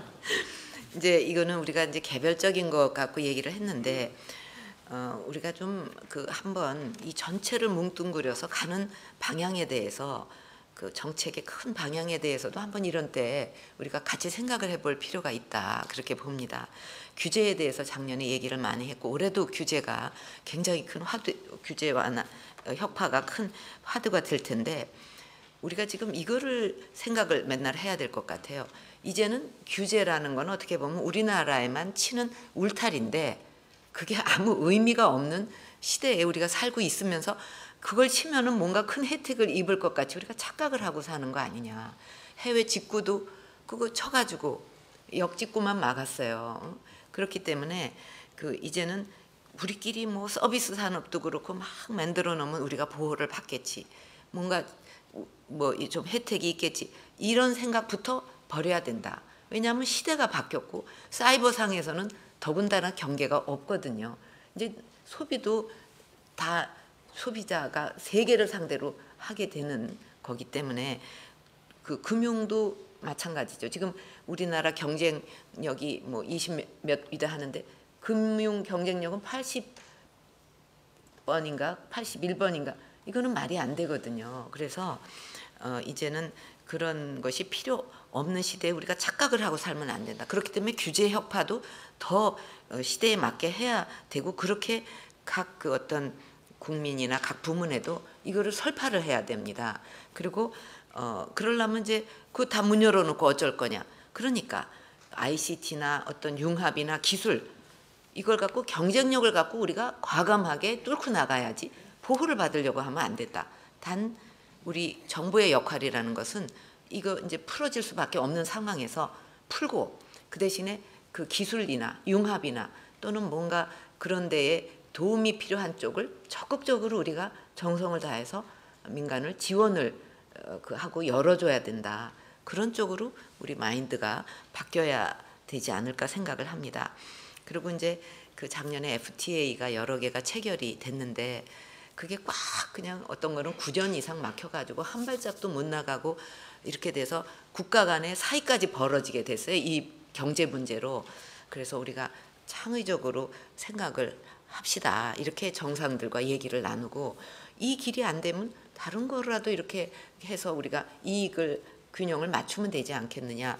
그래가지고 서로 이렇게 마주보고 있던 문제를 이렇게 되면은 상생이 되고 우리나라에도 좋고 예를 들면 카나다에도 좋다. 이런 결론을 아주 창의적으로 내가지고 이렇게 서로 마주보던 상황에서 같이 바라보게 우리가 그거를 노력을 해서 만들어냈습니다. 그래서 이번에 그 여러 가지 이제 노동 부분 뭐 여러 부분에 우리가 연금도 그렇고 그 이제 개혁을 해야 되는 이런 난제를 놓고 지금 어떻게 보면 이렇게 마주보는 상태 아니겠습니까? 그거를 창의적인 아이디어를 내고 어떻게 하면 여기도 좋고 서로 이렇게 하면은 조금 양보는 되지만 더 좋은 이득이 있다 하는 좋은 아이디어를 내서 같은 방향을 바라보고서 앞으로 나아갈 수 있게 하는 그런 노력을 올해는 어느 때보다도 많이 기울여야 이 구조 개혁이 성공할 수 있다는 생각을 했습니다. 그리고 그 지자체 규제가 우리가 아무리 중앙에서 노력을 해도 사실은 거기에서 다 해결을 해줘야 되거든요. 작년에 우리가 어떻게 길을 뚫었느냐 하면 상공회의소라든가 이런 데서 뭐 지도도 만들고 이렇게 하지 않았습니까? 그래서 사실 지자체도 가장 중요한 게 선출이 되는 지자체장도 일자리 많이 만들어내는 게 가장 아마 절실한 문제일 겁니다. 근데 그렇게 조례가 상위권보다도 그 더 많은 그 규제를 쫙 만들어 놓고 어떻게 투자가 이루어지면 일자리가 만들어지겠어요. 그래서 우리가 규제 지도를 만들면서 핵심은 뭐냐면 공개한다. 투명하게 그 지자체의 규제 상태가 어떻다는 것을 공개를 함으로써 민간인 투자자들이 기업들이 선택을 하게 만들고 선택을 함으로써 지자체들은 선의의 그 좋은 경쟁을 하게 한다는 그런 취지로 시작을 했는데 이것도 올해 더 가열차게 노력을 함으로써 지자체 규제가 이거 하지 마라 이거 빨리 풀어라 하는 것만큼은 안 되고 그것도 하지만 스스로 막 노력을 해야만 되는 그런 상황이 되도록 투명하게 공개하고 선의의 경쟁이 일어나도록 하는 환경을 그게 또 지방 발전에 지역 발전에 아마 가장 좋은 길일 겁니다. 그런 쪽으로 많이 힘써 주시기 바랍니다. 그리고 이제 우리가 구조 개혁을 하고 경제 활성화를 하는데 또 어떤 복지도 그 우리가 저기 뭐 고용 복지 플러스 센터까지 만들어서 노력하는 게 다 목표는 이게 구조 개혁이다, 경제 활성화다, 복지 증진이다 다 이렇게 하지만 목표는 뭐냐? 결국은 좋은 일자리 창출하는 겁니다. 그래서 구조 개혁도 구조 개혁을 위한 개혁이 아니라 그렇게 해야만 일자리가 창출이 되고 경제 활성화도 뭐 더 말할 것도 없고 복지도 우리가 추구하는 것은 고용 복지거든요. 그래서 정말 어떻게 할 수 없는 그런 어떤 국민들은 우리가 전적으로 우리가 보호를 하지만 대부분은 일할 수 있어요. 근데 어떤 기회를 찾지를 못하는 겁니다. 스스로. 또 지원이 필요. 그러니까 고용도 어떤 지원을 통해서 그냥 뭐 이렇게 재정적으로 논아주고 이게 목적이 아니라 자신이 갖고 있는 자질을 어떻게든지 키워서 그에 맞는 일자리를 더 좋은 일자리를 자꾸 찾아갈 수 있도록 도와주는 데에 복지의 목적이 있다. 그런 생각으로 우리가 임한다면 모든 목표가 구조개혁이나 모든 목표가 그거기 때문에 우리가 더 확실하게 이 일을 추진하는 방향을 잡을 수가 있지 않을까 그렇게 생각을 합니다. 뭐 되게 동의를 하시겠죠? 예. 그래서 그런 목표를 가지고 올해는 꼭 좀 좋은 성과를 내기를 바랍니다. 예. 진행하세요. 예. 감사합니다. 이상으로 총괄 보고 및 주제별 업무 보고를 마치겠습니다. 다음은 오늘 업무 보고 핵심 주제에 관한 토론 시간을 갖겠습니다. 토론은 기획재정부 1차관께서 진행해 주시겠습니다. 네, 안녕하십니까. 기획재정부 1차관 주용환입니다. 대통령님께서 업무보고 내용 전반에 대해 소중한 평가 말씀을 주셨기 때문에 오늘 토론은 앞서 보고드린 노동시장 등 핵심 구조개혁을 선도적으로 추동할 수 있는 공공부문 개혁 방안과 이러한 구조개혁도 결국 그 서민생활의 팍팍함을 덜어주는 데 의의가 있다는 점에서 서민생활 안정과 체감경기 개선이라는 두 주제에 초점을 맞춰가지고 진행하도록 하겠습니다. 대통령께서 시간 문제에 여유를 주셨긴 하지만 그 발제자께서는 가급적 2분 30초, 토론자는 2분 이내 요점 위주로 말씀해 주시면 고맙겠습니다. 그럼 먼저 공공부문 개혁 방안 토론을 시작하겠습니다. 박문규 기획재정부 2차관께서 발제해 주시겠습니다. 예, 기획재정부 2차관입니다. 공공부문 개혁 방안 토론 과제에 대해 보고드리겠습니다. 공공부문 개혁은 국민 경제에 미치는 영향이 커서 국민 모두가 주목하는 과제로서 4대 부문 개혁의 성공을 위해서는 공공부문이 선도적인 역할을 할 필요가 있습니다. 국민에게 부담은 적게 하면서도 더 좋은 공공 서비스를 제공하기 위한 공공부문 개혁 방안 중에서 오늘은 최근 정상화 작업이 진행 중인 공공기관의 생산성 제고 대책과 재정사업 중 보조금 부정수급 방지 대책에 대해 말씀드리겠습니다. 정부는 2014년 공공기관 정상화 대책을 추진해서 공공기관 부채를 계획보다 4조 많은 24조 원을 감축하였고 290개 기관의 방만 경영을 개선하여 5년간 약 1조 원의 비용을 절감토록 하였습니다. 정부는 공공기관의 부채와 방만 경영이 되풀이되지 않도록 정상화 조치의 제도화 장치를 마련하고 공공기관의 생산성을 실질적으로 제고하기 위한 2단계 정상화 대책을 추진하고자 합니다. 공공기관의 기능 재조정을 통해 민간 영역을 침범하거나 문화발식으로 설립된 자회사를 정비하는 등 공공기관의 기능을 핵심 기능 위주로 재편하고 공공기관이 솔선수범해서 고용부문 개혁 과제를 선도해 나가도록 하겠습니다. 우선 공공기관의 기능 재조정을 위한 기능 개편 계획을 금년 4월까지 수립하고 특히 주택, 도로, 철도 등 SOC 분야 그리고 문화예술 분야, 농림수산 분야를 중심으로 중점 정비해 나가겠습니다. 또한 공공기관의 신설과 출자회사의 설립에 대한 관리를 강화하고 시장성이 있는 기능은 민간과 경합하지 않도록 정비하겠습니다. 또한 고용부문 개혁을 선도하기 위해서 성과연봉제와 임금피크제를 확대하며 자동 근속 승진제를 개선하는 등 임금체계를 성과에 연동되도록 개편하겠습니다. 또한 비정규직의 정규직 전환도 강화해 나가겠습니다. 다음으로 재정보조금의 부정수급 방지 대책에 대해 말씀드리겠습니다. 2015년 예산을 편성을 하면서 유사 중복 사업을 300개 이상 정비하고 예산 구조 조정을 하였으나 보조금 사업 중에는 아직도 허위 청구, 목적의 사용 등 부정수급 사례가 끊이지 않고 있습니다. 이는 관리체계의 미흡과 미약한 벌칙이 주된 원인이라 하겠습니다. 이에 대응하여 정부는 작년 12사 국고보조금 부정수급 종합대책을 마련한 바 있습니다. 올해에는 이 대책들을 통해 보조금의 누수를 획기적으로 차단하는 이것도 원년이 되도록 하겠습니다. 12사 보조금 부정수급 방지 대책의 주요 내용은 보조금 사업을 사전, 집행, 사후 단계로 나눠서 전 과정에서 철저한 관리 감독 체계를 구축하는 것입니다. 특히 집행 단계를 한번 살펴보시면 한 번만 부정수급을 해도 지원 대상에서 영구히 퇴출시키는 원스트라이크 아웃제를 적용하고 부정수급액의 5배 과징금을 부과할 계획이며 보조사업자의 중복수급을 방지하기 위한 공시제도를 강화하겠습니다. 이를 위해 컨트롤 타워를 구축하고 IT를 기반으로 하는 보조금 통합관리 시스템도 개발해 나가겠습니다. 공공부문 개혁은 국민에 대한 의무이자 우리 미래를 위해 반드시 해야 할 일입니다. 공공부문부터 설선해서 개혁을 완수하여 경제부문과 국민의 행복을 뒷받침해 나가겠습니다. 감사합니다.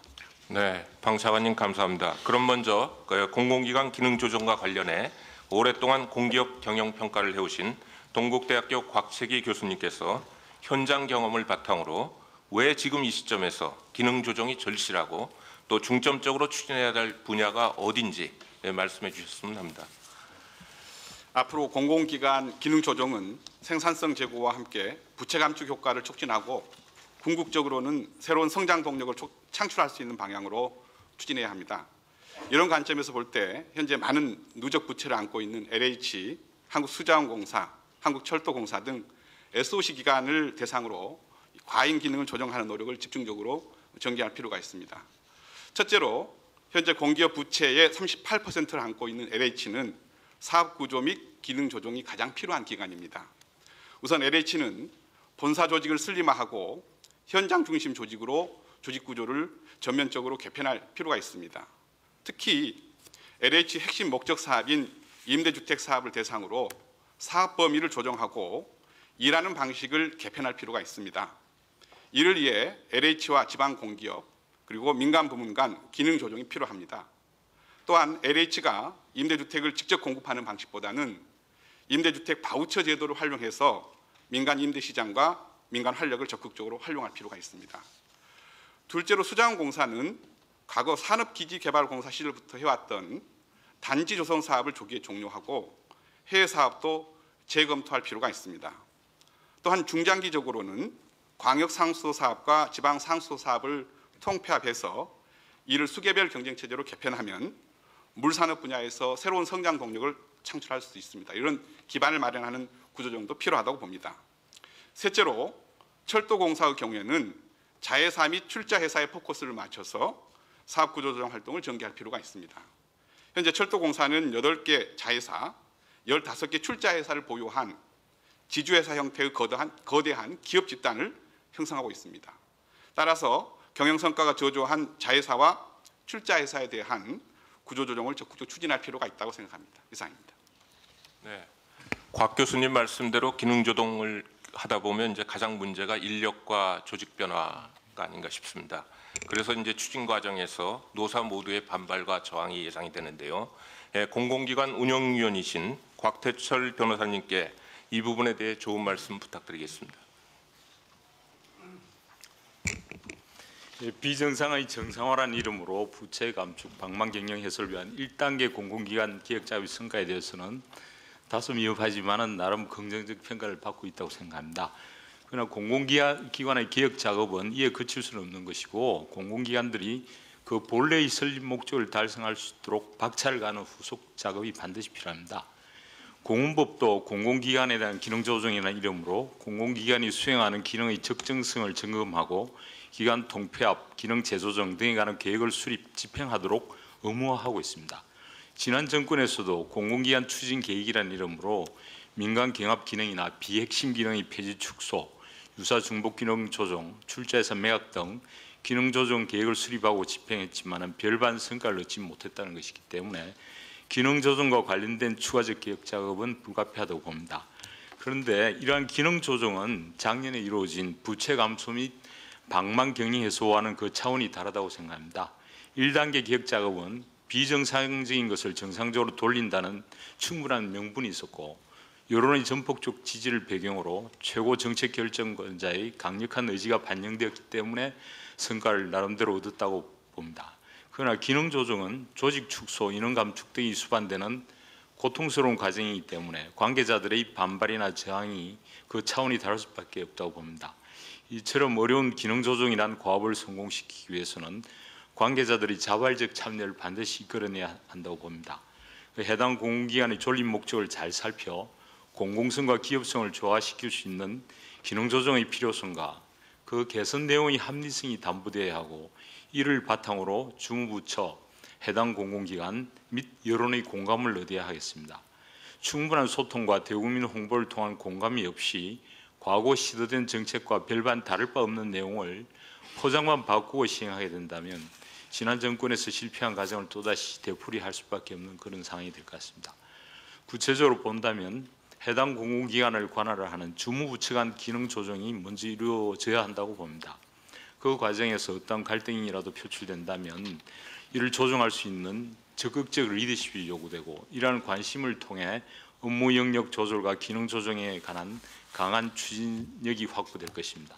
끝으로 공공기관의 개혁이라고 하는 정책의 성공을 위해서는 관계자의 자발적 동의나 행정 지도를 통해서 해결할 수도 있지만 경우에 따라서는 규제적 구속적 성격을 강하게 갖는 수단도 필요할 수 있습니다. 그리고 이러한 수단에 대해서는 법률적 근거가 필요하기 때문에 이에 대한 입법적 뒷받침을 병행하는 것이 매우 중요하다고 생각합니다. 감사합니다. 네, 결국 세상이 바뀌는 데 따라 가지고 기능과 사업 구조를 노사 스스로 조정할 수 있도록 유인 구조를 만들고 또 강력히 실행하도록 하는 것이 관건이 아닌가 싶습니다. 다음으로 국고보조금 부정수급 방지 대책에 대해 이야기를 나눠보도록 하겠습니다. 한국행정연구원 권호성 박사님께 정부 대책에 대해 민간의 시각에서 평가를 부탁드립니다. 네, 보조금 부정수급 문제는 오랫동안 반복적으로 이슈화되어 만성적 문제로 부각되어 왔습니다. 그러나 그간 정부 대책은 매우 단편적이고 임시 방편적이었습니다. 그러나 최근 정부가 발표한 국고보조금 부정수급 방지 대책은 과거 정부와 확연히 다른 매우 강력하고 근본적인 대책이라고 생각합니다. 우선 부정수급이 근본적으로 근절되기 위해서는 적절한 예방 시스템, 그리고 적발 시스템, 그리고 처벌 수단이 종합적으로 마련돼야 한다고 생각합니다. 이번 정부 대책은 이 세 가지 측면에서 모두 균형감 있는 조치라고 생각됩니다. 특히 고의로 1회 이상 부정수급 시 향후 보조 사업 참여를 영구히 금지하는 원 스트라이크 아웃 제도 등을 통해서 보조금을 부정수급하면 일벌백계 하겠다는 정부의 강력한 의지를 보여준 것은 이제 보조 사업에 대해서 정부가 철저히 관리를 하겠다는 분명한 메시지를 국민들에게 전달하는 조치라고 생각합니다. 다만 R&D 등에 대한 정부 출연금, 그리고 면세유 등에 부과한 조세 감면 등의 실질적 보조금이 지금 약 한 60조 원 정도 달하는 상황입니다. 그래서 이번 대책은 소위 협의의 보조금만을 대상을 하고 있어서 조금 다소 아쉬운 점이 있습니다. 추후 이러한 광의의 보조금에 대한 추가적인 방지 대책도 마련하여 보완할 필요가 있다고 생각합니다. 아울러 대책 자체도 물론 중요하지만 관련 법령 개정 등 후속 조치가 보다 중요하다고 생각합니다. 이러한 관련법 개정을 부처가 협력해서 부정수급 방지 대책에만 그치지 않도록 실질적인 후속 어떤 제도가 마련될 수 있도록 노력해 주시기를 부탁드립니다. 이상입니다. 비과세 감면도 철저히 관리해야 된다는 말씀인 것 같습니다. 이번에는 생생한 현장의 목소리를 듣기 위해 멀리 전남 나주시청에서 농업보조금 집행 업무를 담당하고 계신 조성은 농업정책팀장님의 말씀을 들어보도록 하겠습니다. 저는 현장에서 보조 사업 업무를 추진하고 집행하는 실무자 입장에서 말씀드리겠습니다. 최근 보조 사업 수와 규모가 점점 확대되고 있는 상황에서 실제 현장 보조 사업 업무 추진하는 데도 어려움이 많습니다. 각 부처별로 많은 보조 사업이 시행되고 있고 그중 한 80% 정도는 지자체에서 추진되고 집행되고 있습니다. 지자체에서는 국고 보조 사업뿐만 아니라 시도비 보조 사업, 시군 자체 사업 등 수많은 보조 사업들이 깔때기처럼 모이다 보니까 사업 종류가 너무 많고 사업 시행 기준도 매우 복잡하게 돼 있어서 지자체 실무자들은 소위 매뉴얼 홍수 속에 빠져가지고 사업 집행상 혼선이 발생하고 보조 사업 전반에 대해 제대로 알기 어려운 경우도 많이 있습니다. 농식품부 같은 경우는 1990년대부터 사업 시행 지침서 형태로 보조 사업에 대한 통합 지침 등이 마련되어 있었지만 일부 보조 사업, 다른 분야의 보조 사업 같은 경우는 그런 통합 지침이라든지 사업 시행 지침이 없는 경우도 가끔 있습니다. 이에 따라서 현장에서는 보조금에 대한 부정수급 의도보다는 보조금 집행 실태나 정상 관리식 절차에 대한 무지와 업무 연장 부족으로 부적정하게 보조금이 집행되는 사례가 가끔 있습니다. 예를 들자면은 2013년 감사원 대규모 국고 보조사업 집행 실태 감사 당시 전라남도에서 보조금으로 취득한 시설물 88개소가 부당으로 우리 원래 승인을 받고 해야 됩니다만 승인을 받지 않고 반보에 제공된 사실이 적발되었습니다. 이는 보조 시설물에 대해서 법령과 관련 지침에 이에 대한 예방책이 없었습니다. 그러니까 실무자들이 주의해야 할 사항도 간과해서 이러는 사항인데요. 작년 연말에 이제 법제화됐습니다만 등기에 보조시설면에 부의등기를 할 수 있는 제도가 진작에 마련돼 있었다면 이런 걸 예방할 수 있었지 않을까 그런 생각이 듭니다. 보조사업을 직접 집행하는 실무자로서 이번에 국고보조금 부정수급 종합대책에서 제시된 것처럼 법령과 지침, 사업 관리 시스템을 체계적으로 정비하고 집행 및 정산 절차를 매뉴얼화 해준다면 저희들이 업무 추진하는 데 굉장히 도움이 될 것 같습니다. 이번 대책으로 끝나지 않고 끝까지 잘 이행될 수 있도록 점검도 해주시고 지도를 해주시면 고맙겠습니다. 이상입니다. 생생한 의견을 들었습니다. 중앙정부 차원에서 보고하는 무언지 노영욱 기재부 재정관리관께서 간략히 설명해 주시면 고맙겠습니다.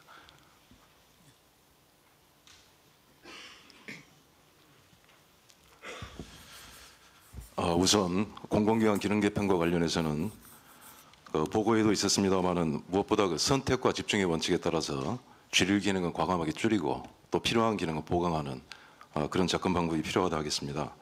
앞으로 제 일정에 대해서 말씀을 드리면은 1월 이달 안에 2단계 공공기관 개혁 방향에 대해서 그 방안을 마련을 하고 금년 4월 말까지는 구체적인 공공기관의 그 기능 조정 방안을 수립하도록 하겠습니다.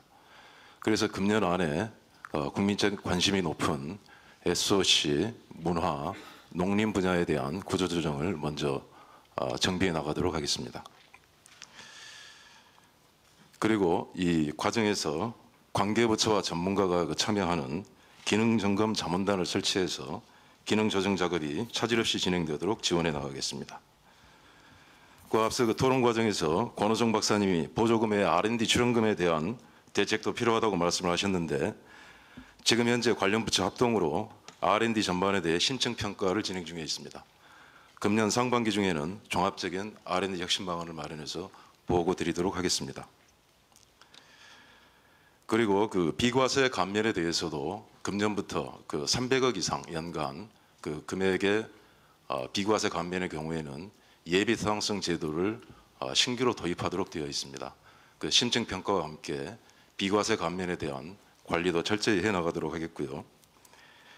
그리고 보조금과 관련해서 작년 말에 발표한 바 있는 그 보조금 부정수급 대책 그것의 후속 조치, 즉 그 관련 법령의 개정이라든가 통합 지침, 매뉴얼 이런 것도 조속히 저희가 추진을 하도록 하고요.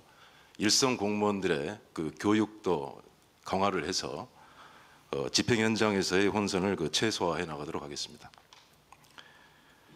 그리고 대통령님께서 그 모두 말씀에서 강조하신 바 있는 아주 복잡하고 그 중복이 되어 있는 각종 재정평가 사업 제도에 대해서도 올해 안에 스마트한 평가 제도로 바꿔가지고 재정의 성과 관리를 한층 더 강화해 나가겠습니다. 그 아울러 그 유사 중복 사업의 통폐합 같은 경우도 그 땡겨서 그 조기에 달성을 하도록 하겠고요. 이 재정 전반 모든 분야에 대한 그 전면적인 개혁을 통해서 국민의 아까운 세금이 한 푼도 헛되이 쓰이지 않도록 노력해 나가겠습니다. 감사합니다. 네, 감사합니다. 조성은 팀장님 만족이 되셨습니까? 예, 이상으로 첫 번째 토론을 마치겠습니다. 예, 그러면 다음으로 서민생활 안정과 체감경제 개선을 위한 토론을 시작하겠습니다. 한국개발연구원 김준경 원장님께서 발제해 주시겠습니다.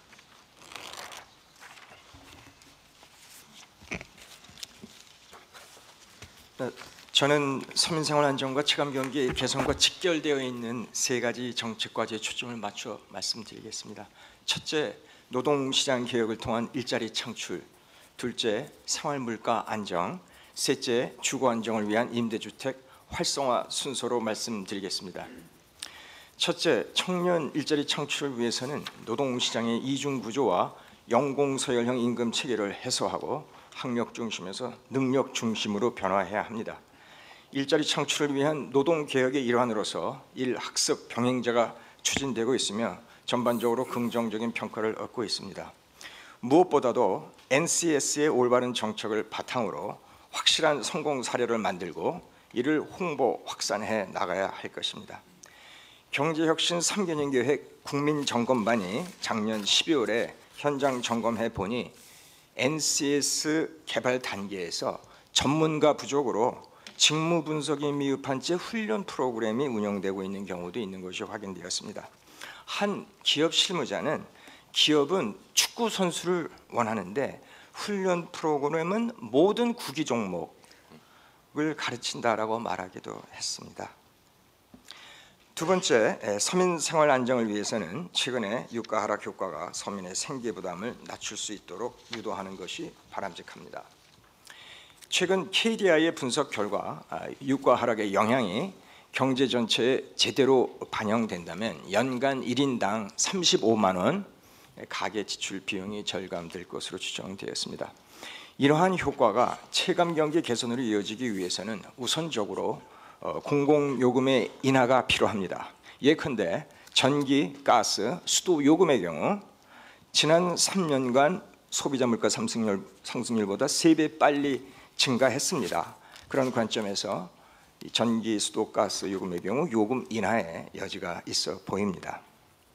세 번째, 서민의 주거 안정 정책 방향에 대해서 말씀드리겠습니다. 현재 우리나라는 인구 구조 변화로 인해서 주택 보급의 패러다임이 기존의 분양에서 임대로 바뀌고 있습니다. 이러한 변화에 부응하기 위해서는 규제 완화, 세제 혜택을 통해서 임대 주택업으로의 진입 및 성장을 촉진한 것이 중요합니다. 그러나 새로운 임대 주택을 분양 관점의 건설 임대 방식으로 공급하기보다는 우선적으로 기존의 임대 리츠 방식을 효율적으로 활용하고 기존의 주택을 효과적으로 활용해서 임대주택 관리업 등 새로운 산업을 육성하는 것이 올바른 방향이라고 생각합니다.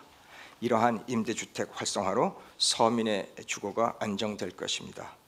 끝으로 빈곤층 대상 공공임대주택의 경우 서비스 관리를 철저히 해서 정말 주택이 필요한 극빈층에게 혜택이 돌아갈 수 있도록 부처 간 협력과 조율이 필요하다고 생각합니다. 이상입니다. 원장님 감사합니다. 경제혁신의 성과도 대통령께서 말씀하셨듯이 결국 국민 시각에서 보게 되면 일자리가 늘어나고 또 살림살이가 나아지는 데 있다고 생각합니다. 일자리 특히 그 청년 일자리 창출이야말로 경제혁신의 가장 큰 성공의 잣대가 아닌가 싶습니다. 그런 의미에서 대통령님 바로 옆에 있습니다. 한국정보방송통신대 연합에서 인턴으로 일하고 있는 박가희 학생으로부터 구직 과정에서 실제 느꼈던 점에 대해 한번 들어보도록 하겠습니다. 네, 저는 현재 한국정보방송통신대연합에서 인턴 활동을 하고 있는 올해 2월 졸업 예정인 대학생입니다. 저에게 취업 준비를 하면서 가장 걱정됐던 부분은 영어 점수, 자격증, 학벌 등 소위 말하는 스펙이 남들보다 부족했기 때문입니다. 저뿐만 아니라 다른 청년들에게도 스펙 쌓기가 많은 부담이 될 것 같아서 학교에서 기업이 원하는 맞춤형 교육을 제공하거나 일, 학습, 병행제 또는 산업체 인턴십 등의 기회를 늘린다면 청년들이 불필요한 스펙 쌓기에 돈과 시간을 낭비하지 않을 것 같습니다. 이러한 고민 외에도 민간 취업 사이트를 보면 기업에서 구인 광고를 할 때 내걸었던 근무 내용이 막상 회사에 가니 너무 달랐던 곳이 많아 적지 않게 실망할 때도 있었습니다. 그래서 기업에서 구인 광고를 할 때 거짓 광고를 하지 않도록 제재하는 것이 중요하다고 생각합니다. 또한 회사를 선택할 때는 적성이 중요하다고 생각하기 때문에 중소기업이라도 복지 수준이 준수하고 발전 가능성도 있으면 무조건 대기업을 고집할 필요는 없다고 생각합니다. 그래서 정부에서 이러한 괜찮은 중소기업에 대한 정보를 제공해주면 취업에 많은 도움이 될 것 같습니다. 학생들은 교수님이나 학교 취업지원처에서 취업과 관련된 정보를 많이 얻으므로 학교에서의 취업 지원이 보다 강화되면 좋을 것 같습니다. 이상입니다. 학력이 아닌 능력 중심의 노동시장을 조성하는 것도 좀 우리 노동시장 구조 개선 못지않게 굉장히 중요합니다. 이 부분도 이제 역시 그 공공부문이 앞장서야 되고 그 NCS를 이렇게 많이 개발은 700여 개 했다고 하는데 막상 현장에서 그것을 좀 잘 활용해서 쓰려면은 아직 좀 준비가 미흡하다고 하는데 그 부분에 대해서 좀 누구 말씀을 좀 해주실까요? 노동부 장관. 네. 예, 고용부 장관입니다. NCS를 약 800개 개발을 했습니다. 이제 보편적으로 직종별로 이렇게 그룹화해서 했는데 그게 다시 기업에 가면 구체성이 좀 떨어질 수 있는 부분이 있습니다. 그래서 전문가 그룹을 더 보강을 해서 그 부분을 일반적인 어떤 직무하고 또 그 기업에 맞는 부분 룸을 좀 주어서 그 구체성을 더 계속적으로 보강 작업을 하도록 그렇게 하겠습니다. 또 대통령께서 말씀해 주신 대로 이 NCS 기반으로 한 채용 툴들을 또 직무별로 그 업종별로 이렇게 세분화해서 공기업에서 구체적으로 좀 활용할 수 있도록 하고 가급적 금년에 채용이 많은 공기업부터 기재부와 협의를 해서 NCS 기반에 의한 채용을 이렇게 확대하도록 그렇게 하겠습니다. 네, 대통령님 한 가지 금년에, 보완 설명드리겠습니다. 금년에 자관 그 공공 부분에서 성공 사례가 나올 수 있도록 지금 아까 계대 원장도 그 말씀을 하셨습니다만 조금 어설픕니다 지금 현재는. 그러니까 그것만 가지고 지금 뽑을 수 있는 그렇게는 안 돼 있는 것 같아요. 그래서 일단 공공 부분에서 진짜 필요한 게 뭔지를 정확하게 해서 그래서 성공 사례를 만들고 그 시행착오를 자꾸 이제 보완해 나가면서 확산되도록 그렇게 하여튼 공공 부분에서 금년에 확실한 성과가 날 수 있도록 그렇게 좀 해보겠습니다. 이것도 원년인가요? 그러면? 네. 대통령님 그 NCS 관련해 가지고 공공 부문에서 컨설팅을 받은 게 작년에 36개 기관이 컨설팅을 받았습니다. 그래서 36개 기관 중에서 3기관이 실제로 채용을 해서 300명 정도가 NCS 기반으로 이제 채용을 완료를 했고요. 이제 나머지 기관들이 15년 중에 한 1,200명을 NCS 기반으로 채용을 할 계획으로 있습니다. 그리고 금년에는 또 저희가 NCS 기반을 컨설팅하는 걸 늘려서 공공기관 중에서 100개 기관의 컨설팅 사업을 진행 중에 있습니다. 이렇게 되면은 말씀하신 대로 NCS 기반의 채용 관행이 더 늘어날 것으로 전망되고 있습니다. 그러니까 이제 이렇게 우리가 이런 인재들을 뽑는다 하는 기준을 정확하게 특히 청년들한테 알려줘야 되고 그다음에 현장에서는 그대로 이루어져야지 말은 그렇게 홍보를 했는데 현장에서는 그게 아니더라 그러면 이거는 무용지물이 되거든요. 또 이제 이것저것 다 준비해야 되고 그러니까 정확하게 정보를 알려주고 그다음에 청년들이 그거에 맞춰서 하면 아무 손해 안 보고 충분히 그 취업이 잘 될 수 있도록 그렇게 하는 게 잘 좀 맞아 들어가야 된다고 생각합니다. 초기라 좀 여러 가지 준비할 게 많죠. 예. 네, 이거 뭐 몇십 년 했다 그러면 이제 우리는 이제 빨리빨리 해야 되지 않냐. 시간이 없고 이런 개혁을 안 하면 어떻게 이렇게 30년 앞을 내다보는 그런 개혁을 할 수 있냐 하니까 우리는 빨리빨리 할 수밖에 없어요. 그래서 어설픈 것도 이해가 되지만 또 용납할 수는 없죠. 예.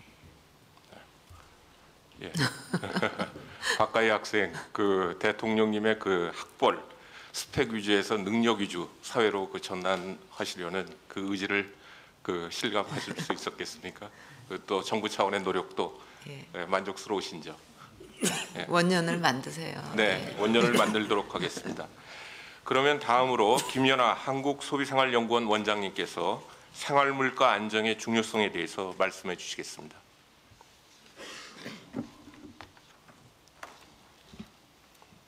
네, 우리나라가 그 국민소득 3만 불 시대에 그 눈앞에 두고 있다고 하지만은 그 일반 그 서민들은 이러한 체감을 못 하고 있는 실정입니다.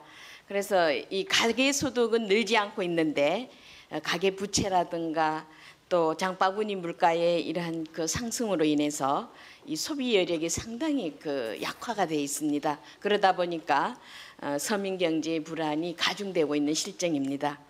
그래서 이제 저는 이 소비자 체감 물가에 영향을 그 많이 주고 있는 이런 경직성 있는 지출 항목, 예를 들자면은 통신비라든가 또 교육비라든가 전월세, 그다음에 의료비 이런 거에 대한 품목에 있어서는 좀 종합적으로 검토를 하셔서 이런 관계 정책에 있어서 좀 그 지속적으로 모니터링을 하셔갖고 어떤 그 새로운 방안을 좀 마련할 필요가 있지 않나 하는 것을 말씀을 드립니다. 최근에 이러한 국제 유가가 현저히 하락하고 또 원자재 인하도 있는데도 불구하고 공공요금과 또 아울러서 이러한 그 가공식품의 요금이 인상이 되었습니다. 그래서 소비자들은 상당히 의아해하고 있고 저희 소비자 단체에서도 제가 물가감시위원장을 맡고 있으면서 이러한 원가 분석을 해보면은 마냥 올라갈 때는 잽싸게 올라가는데 시장 구조의 연동성이 전혀 되지 않고 있습니다. 이게 바로 소비자가 체감할 수 없는 이러한 문제점이기 때문에 이러한 적정 가격이 좀 형성이 될 수 있는 기반이 유지가 돼야 되지 않겠나는 것을 말씀을 드리고요. 그다음에 만약에 불가피한 경우에 인상이 있다면은 소비자에게 국민에게 이러한 정확한 정보 제공을 통해서 이해와 공감을 할 수 있는 이러한 설득의 노력과 과정이 필요하지 않나 하는 것을 말씀을 드립니다. 아울러서 이러한 시장 가격에 있어서 인하에 아주 저해 요인으로 작용하는 것이 바로 독과점 구조입니다. 그래서 이러한 독과점 구조를 개선하는 것은 소비자 신뢰 확보의 핵심이라고 생각하고 있습니다. 그래서 이러한 독과점 구조를 개선하는 데 있어서도 적극적으로 정부가 좀 감시를 많이 해줘야 될 것 같고요. 아울러서 이제 마지막으로 좀 부탁드리고 싶습니다. 정부는 소비자에게 정확하고 투명한 정보를 공개하고 또 소비자의 역량을 강화시키면서 또 이러한 소비자 역량 강화 더불어서 행복한 소비자를 양성하는 데 있어서는 바로 이 소비자 권익증진기금이 주 역할을 해주는 겁니다. 그래서 이 권익증진기금의 지원을 적극적으로 해주셔서 우리 소비자들이 정말 스마트하고 행복하게 느낄 수 있는 기반 강화에 좀 힘을 실어 주셨으면 합니다. 이상입니다. 네, 김 원장님께서 물가 관리 관련해가지고 여러 가지 좋은 말씀을 주셨습니다. 그 중에서도 특히 전월세값 같이 경직적인 물가의 관리가 중요하다는 말씀이신 것 같습니다. 실제로 매월 가계 소비 지출의 10% 이상이 주거비로 사용이 되고 있습니다. 이 문제에 대해 오늘 정부는 민간 임대주택 활성화 방안을 제시를 했는데 현장에서 이 대책이 실제로 잘 작동될 수 있는지에 대해서 이창열 하나건설 상무님께서 한번 업계의 평가를 부탁드립니다. 안녕하십니까. 저는 하나건설에서 개발 사업 담당을 하고 있는 이창열입니다. 저는 민간 임대주택 공급의 활성화에 대해서 말씀을 드리겠습니다. 국민 주거 안정을 위해 필요한 임대주택의 공급이 확대되기 위해서는 적정 수준의 수익률이 올릴 수 있어야 합니다. 그런데 현재 전문가들이 예상하는 3% 이하의 임대주택 사업 수익률로는 민간 임대주택의 공급이 늘어나기는 어려운 실정입니다. 임대주택 사업의 투자 회수 시점은 임대 기간이 만료되어 분양 전환을 하는 시점입니다. 이것은 일반 분양주택에 비해서 짧게는 2.5년, 길게는 10년 이상 추가로 소요됩니다.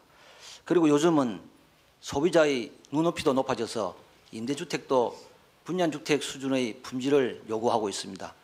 그러다 보니 사업비는 분양주택과 큰 차이는 없지만 투자비 회수는 오히려 임대기간만큼 더 늦어져서 분양사업을 놔두고 임대사업을 적극적으로 추진할 그럴 필요성을 못 느끼고 있는 현실입니다. 따라서 이 민간 임대주택 공급 확대를 위해서는 임대주택 사업의 수익성을 개선할 수 있는 제도적 지원이 필요합니다. 업계에서는 택지 공급 가격의 인하, 금융세제 지원, 규제 완화 등을 임대주택 공급 확대를 위한 선결 조건으로 생각하고 있습니다. 오늘 정부 대책을 보니 임차 수요가 높은 수도권의 국공유지 등을 임대주택용으로 저렴하게 공급을 하고 국민주택기금을 지원 대상을 크게 확대하면서 금리를 인하하였고 세제 지원으로 각종 세금 부담을 완화한 게 눈에 좀 띄었습니다. 특히 기업형 임대주택 공급 촉진지구 도입을 통해서 용적률 등 주택, 도시 관련 규제를 완화한 것이 인상적으로 이번에 정부에서 현장의 소리를 많이 듣고 고민을 많이 한 것 같습니다. 중요한 것은 민간의 기업형 임대사업이 활성화되려면 이러한 지원이 조속히 이루어져야 한다는 것입니다. 앞으로 현장의 목소리에 더욱더 귀를 좀 기울여 주시기 바랍니다. 감사합니다. 이거 조속히 이루어지는데 누가 보장하시겠어요, 지금요? 누가 보장을 좀 하셔야죠, 책임 있게. 예. 필요한 금융 세제 지원은 관계부처 그동안 쭉 협의가 다 이루어진 상황이기 때문에 잘 될 걸로 봅니다만 문제는 이제 법 개정할 거는 법을 빨리 해야 되는데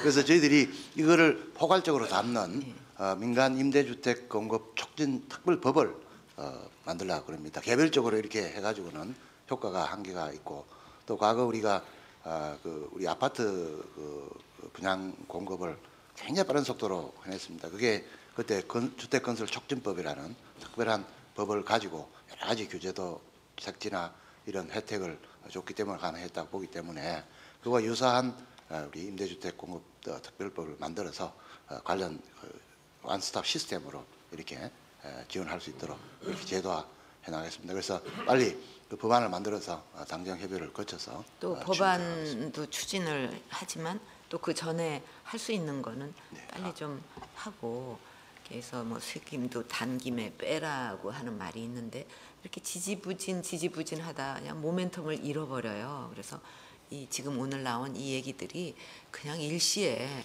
아니 뭐 대한민국에 이거 무슨 난리 났냐 할 정도로 확 해버려야 그 뭔가 좀 우리가 성장의 기반을 마련하는 거지 그냥 이렇게 이것도 한참 기다리고 저거 한참 기다리고 하다 그 기운 다 빠진다고요.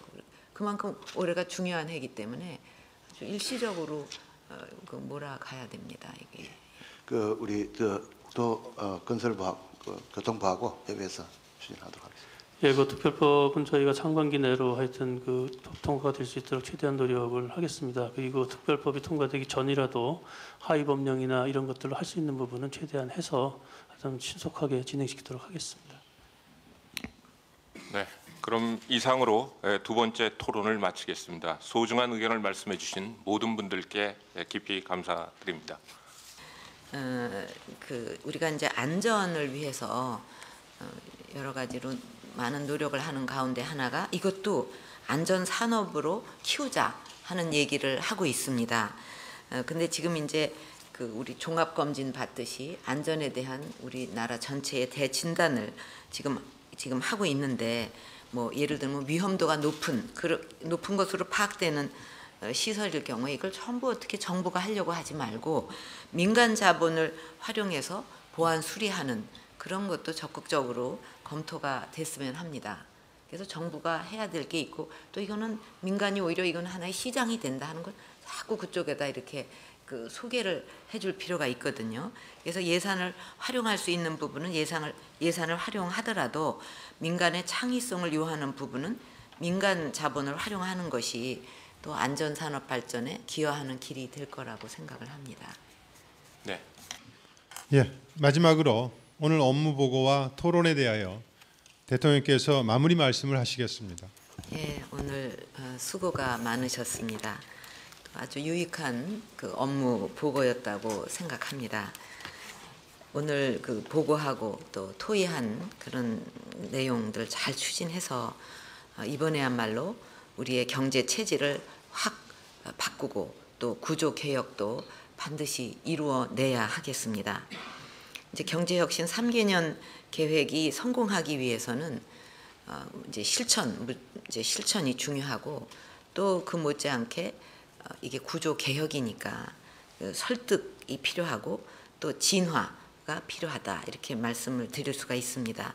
설득은 아까도 잠깐 말씀드렸지만 이렇게 서로 마주보고 있는 상황에서 이렇게 같은 방향을 보도록 다시 말하면 목표를 공유하도록 하는 노력이라고 생각을 합니다.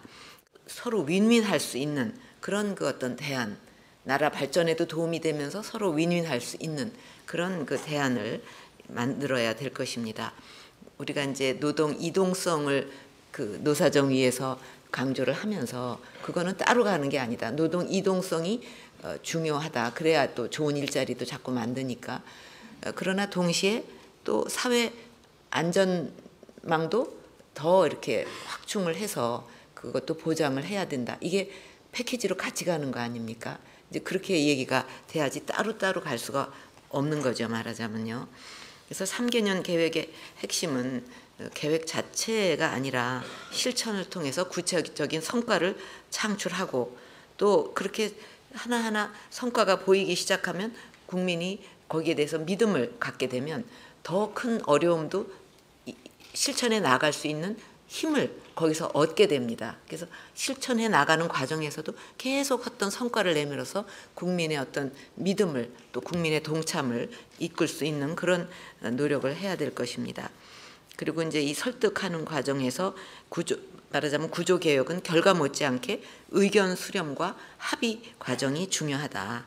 정부가 발벗고 나서서 그 어떤 이해 집단 간의 의견을 조율하고 또 대안도 제시하고 주도적 역할을 통해서 구조 개혁을 진전시켜야 하겠습니다. 그리고 진화는 이제 무슨 말씀이냐 하면 이 3개년 계획이 작년 초에 발표된 것에 머물지 않고 앞으로 지속적인 보완 발전이 필요하다, 그런 말씀입니다. 이런 측면에서 기재부가 올해 그 경제 정책 방향을 통해서 공공부문, 노동, 금융, 교육, 투자 등의 분야에서 새로운 핵심 과제들을 제시한 것은 바람직한 일이라고 생각합니다. 그래서 오늘 업무보고 부처는 이것을 염두에 두고 이 세 가지 방향을 경제혁신 3개년 계획을 적극 추진해 주시기를 바랍니다. 그리고 특히 오늘 보고 과제 중에 노동시장 구조 개선은 이거는 뭐 정부의 노력만으로는 한계가 있을 수밖에 없고 또 이루어낼 수 없습니다. 그래서 노사정 위원장께서 어떤 진정성 있는 대화를 통해서 대타협을 꼭 이루어낼 수 있도록 많이 힘써 주시기를 다시 한번 부탁을 드립니다. 모든 국민들이 어떤 이게 잘 성공적으로 이루어져야 된다 하고 하도 바래가지고 그 모든 국민들의 기가 그 노사정 위에 이렇게 쌓여 있어요 지금. 그래서 기가 충분히 쌓이면 일이 이루어진다는 그런 어떤 그 선인의 말씀도 있거든요. 그래서 많은 힘을 받으실 거라고 생각하고 올해 많이 힘써 주시기를 다시 한번 부탁을 드립니다. 또 국민들의 이해와 지지도 필요합니다. 그래서 노동시장 구조 개선의 필요성을 국민들이 이제 더 이렇게 이해하고 공감할 수 있도록 상세하게 알리고 정부는 뒷받침을 잘 해야 될 것입니다. 오늘 또 좋은 의견을 제시해 주신 민간 참석자 여러분과 또 이 행사를 준비하느라고 수고하신 또 정부 관계자 여러분 모든 분들께 감사를 드립니다. 고맙습니다.